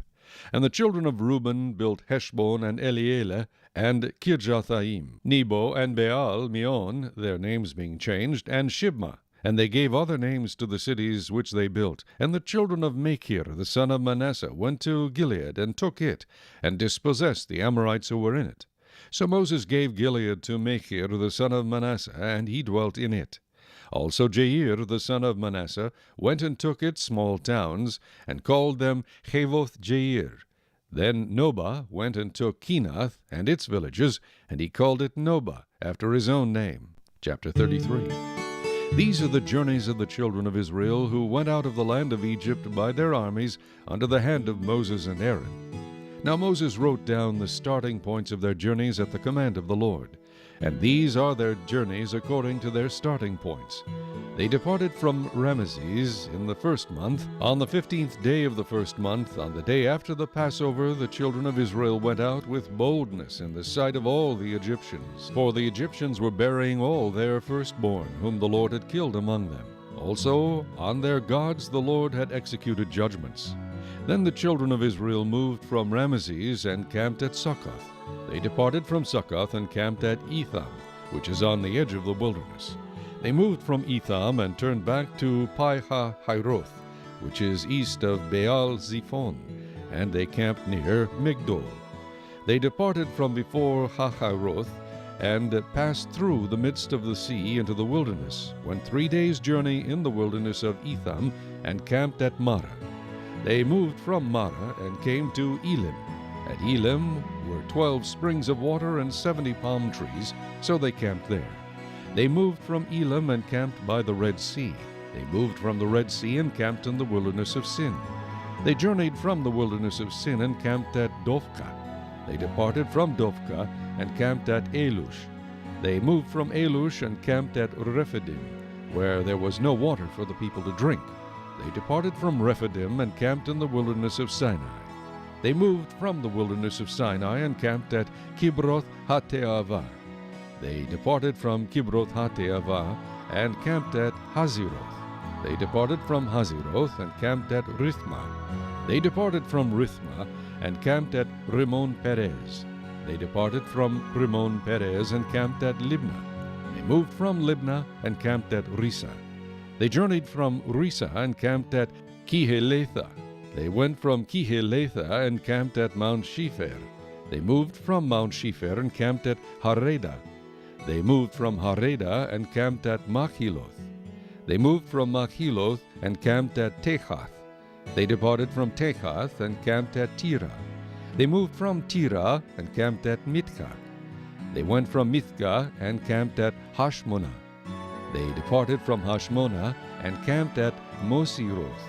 They departed from Mosiroth and camped at Beni-Jaakan. They moved from Beni-Jaakan and camped at Hor Haggidgad. They went from Hor Haggidgad and camped at Jotbathah. They moved from Jotbathah and camped at Abrona. They departed from Abrona and camped at Ezion-Geber. They moved from Ezion-Geber and camped in the wilderness of Zin, which is Kadesh. They moved from Kadesh and camped at Mount Hor, on the boundary of the land of Edom. Then Aaron the priest went up to Mount Hor at the command of the Lord, and died there in the 40th year after the children of Israel had come out of the land of Egypt, on the first day of the 5th month. Aaron was 123 years old when he died on Mount Hor. Now the king of Arad, the Canaanite, who dwelt in the south in the land of Canaan, heard of the coming of the children of Israel. So they departed from Mount Hor and camped at Zalmonah. They departed from Zalmonah and camped at Punon. They departed from Punon and camped at Oboth. They departed from Oboth and camped at Iji-Abarim, at the border of Moab. They departed from Ijim and camped at Dibon-Gad. They moved from Dibon-Gad and camped at Almon-Diblathaim. They moved from Almon-Diblathaim and camped in the mountains of Abarim, before Nebo. They departed from the mountains of Abarim and camped in the plains of Moab by the Jordan, across from Jericho. They camped by the Jordan from Beth Jeshimoth as far as the Abel Acacia Grove in the plains of Moab. Now the Lord spoke to Moses in the plains of Moab by the Jordan, across from Jericho, saying, Speak to the children of Israel and say to them, When you have crossed the Jordan into the land of Canaan, then you shall drive out all the inhabitants of the land from before you. Destroy all their engraved stones, destroy all their molded images, and demolish all their high places. You shall dispossess the inhabitants of the land and dwell in it, for I have given you the land to possess. And you shall divide the land by lot as an inheritance among your families. To the larger you shall give a larger inheritance, and to the smaller you shall give a smaller inheritance. There everyone's inheritance shall be whatever falls to him by lot. You shall inherit according to the tribes of your fathers. But if you do not drive out the inhabitants of the land from before you, then it shall be that those whom you let remain shall be irritants in your eyes and thorns in your sides, and they shall harass you in the land where you dwell.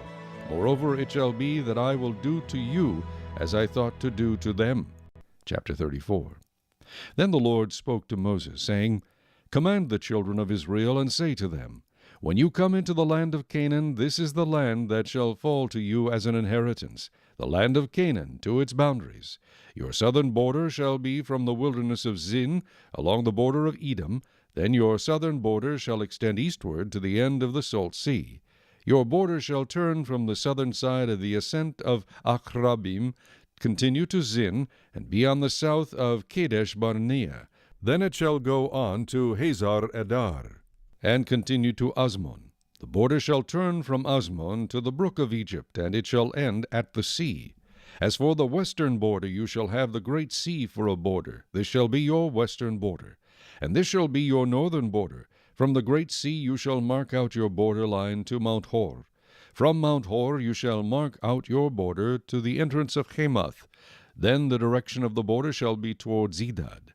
The border shall proceed to Ziphron, and it shall end at Hazar Enan. This shall be your northern border. You shall mark out your eastern border from Hazar Enan to Shepham. The border shall go down from Shepham to Riblah on the east side of Ain. The border shall go down and reach to the eastern side of the sea of Chinnereth. The border shall go down along the Jordan, and it shall end at the Salt Sea. This shall be your land with its surrounding boundaries. Then Moses commanded the children of Israel, saying, This is the land which you shall inherit by lot, which the Lord has commanded to give to the 9 tribes and to the half-tribe, for the tribe of the children of Reuben according to the house of their fathers, and the tribe of the children of Gad according to the house of their fathers, have received their inheritance. And the half-tribe of Manasseh has received its inheritance. The 2 tribes and the half-tribe have received their inheritance on this side of the Jordan, across from Jericho eastward toward the sunrise. And the Lord spoke to Moses, saying, These are the names of the men who shall divide the land among you as an inheritance: Eleazar the priest, and Joshua the son of Nun. And you shall take 1 leader of every tribe to divide the land for the inheritance. These are the names of the men. From the tribe of Judah, Caleb the son of Jephunneh. From the tribe of the children of Simeon, Shemuel the son of Ammihud. From the tribe of Benjamin, Elidad the son of Chislon. A leader from the tribe of the children of Dan, Bukai the son of Joglai. From the sons of Joseph, a leader from the tribe of the children of Manasseh, Haniel the son of Ephod. And a leader from the tribe of the children of Ephraim, Kemuel the son of Shiftan. A leader from the tribe of the children of Zebulun, Elizaphan the son of Parnach. A leader from the tribe of the children of Issachar, Paltiel the son of Azan. A leader from the tribe of the children of Asher, Ahihud the son of Shelomai. And a leader from the tribe of the children of Naphtali, Pedahel the son of Ammihud. These are the ones the Lord commanded to divide the inheritance among the children of Israel in the land of Canaan. Chapter 35.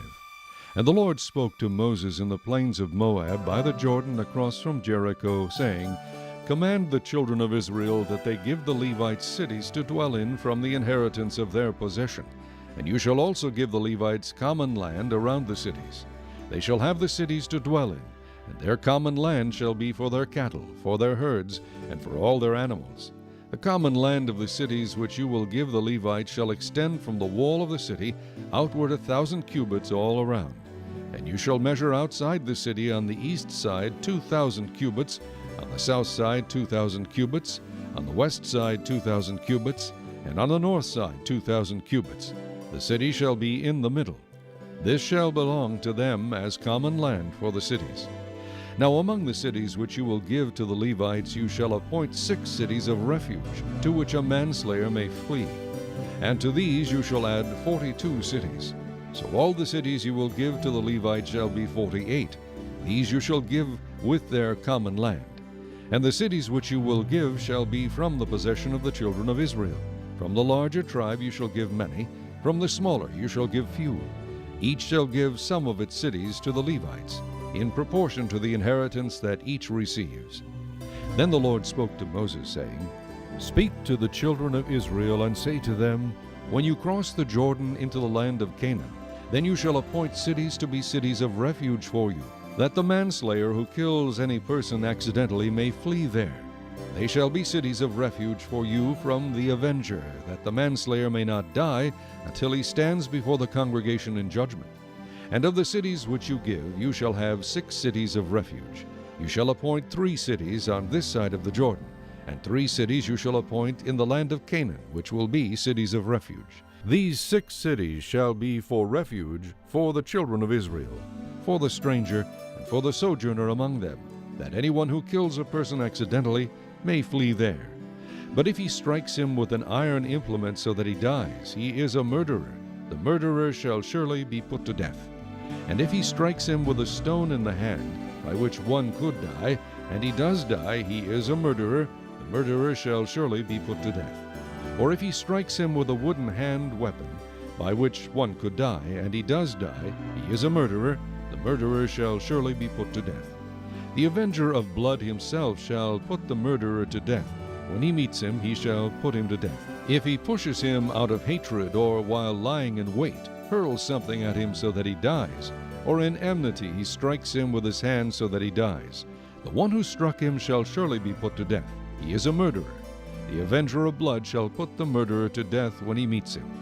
However, if he pushes him suddenly without enmity, or throws anything at him without lying in wait, or uses a stone by which a man could die, throwing it at him without seeing him, so that he dies, while he was not his enemy or seeking his harm, then the congregation shall judge between the manslayer and the avenger of blood according to these judgments.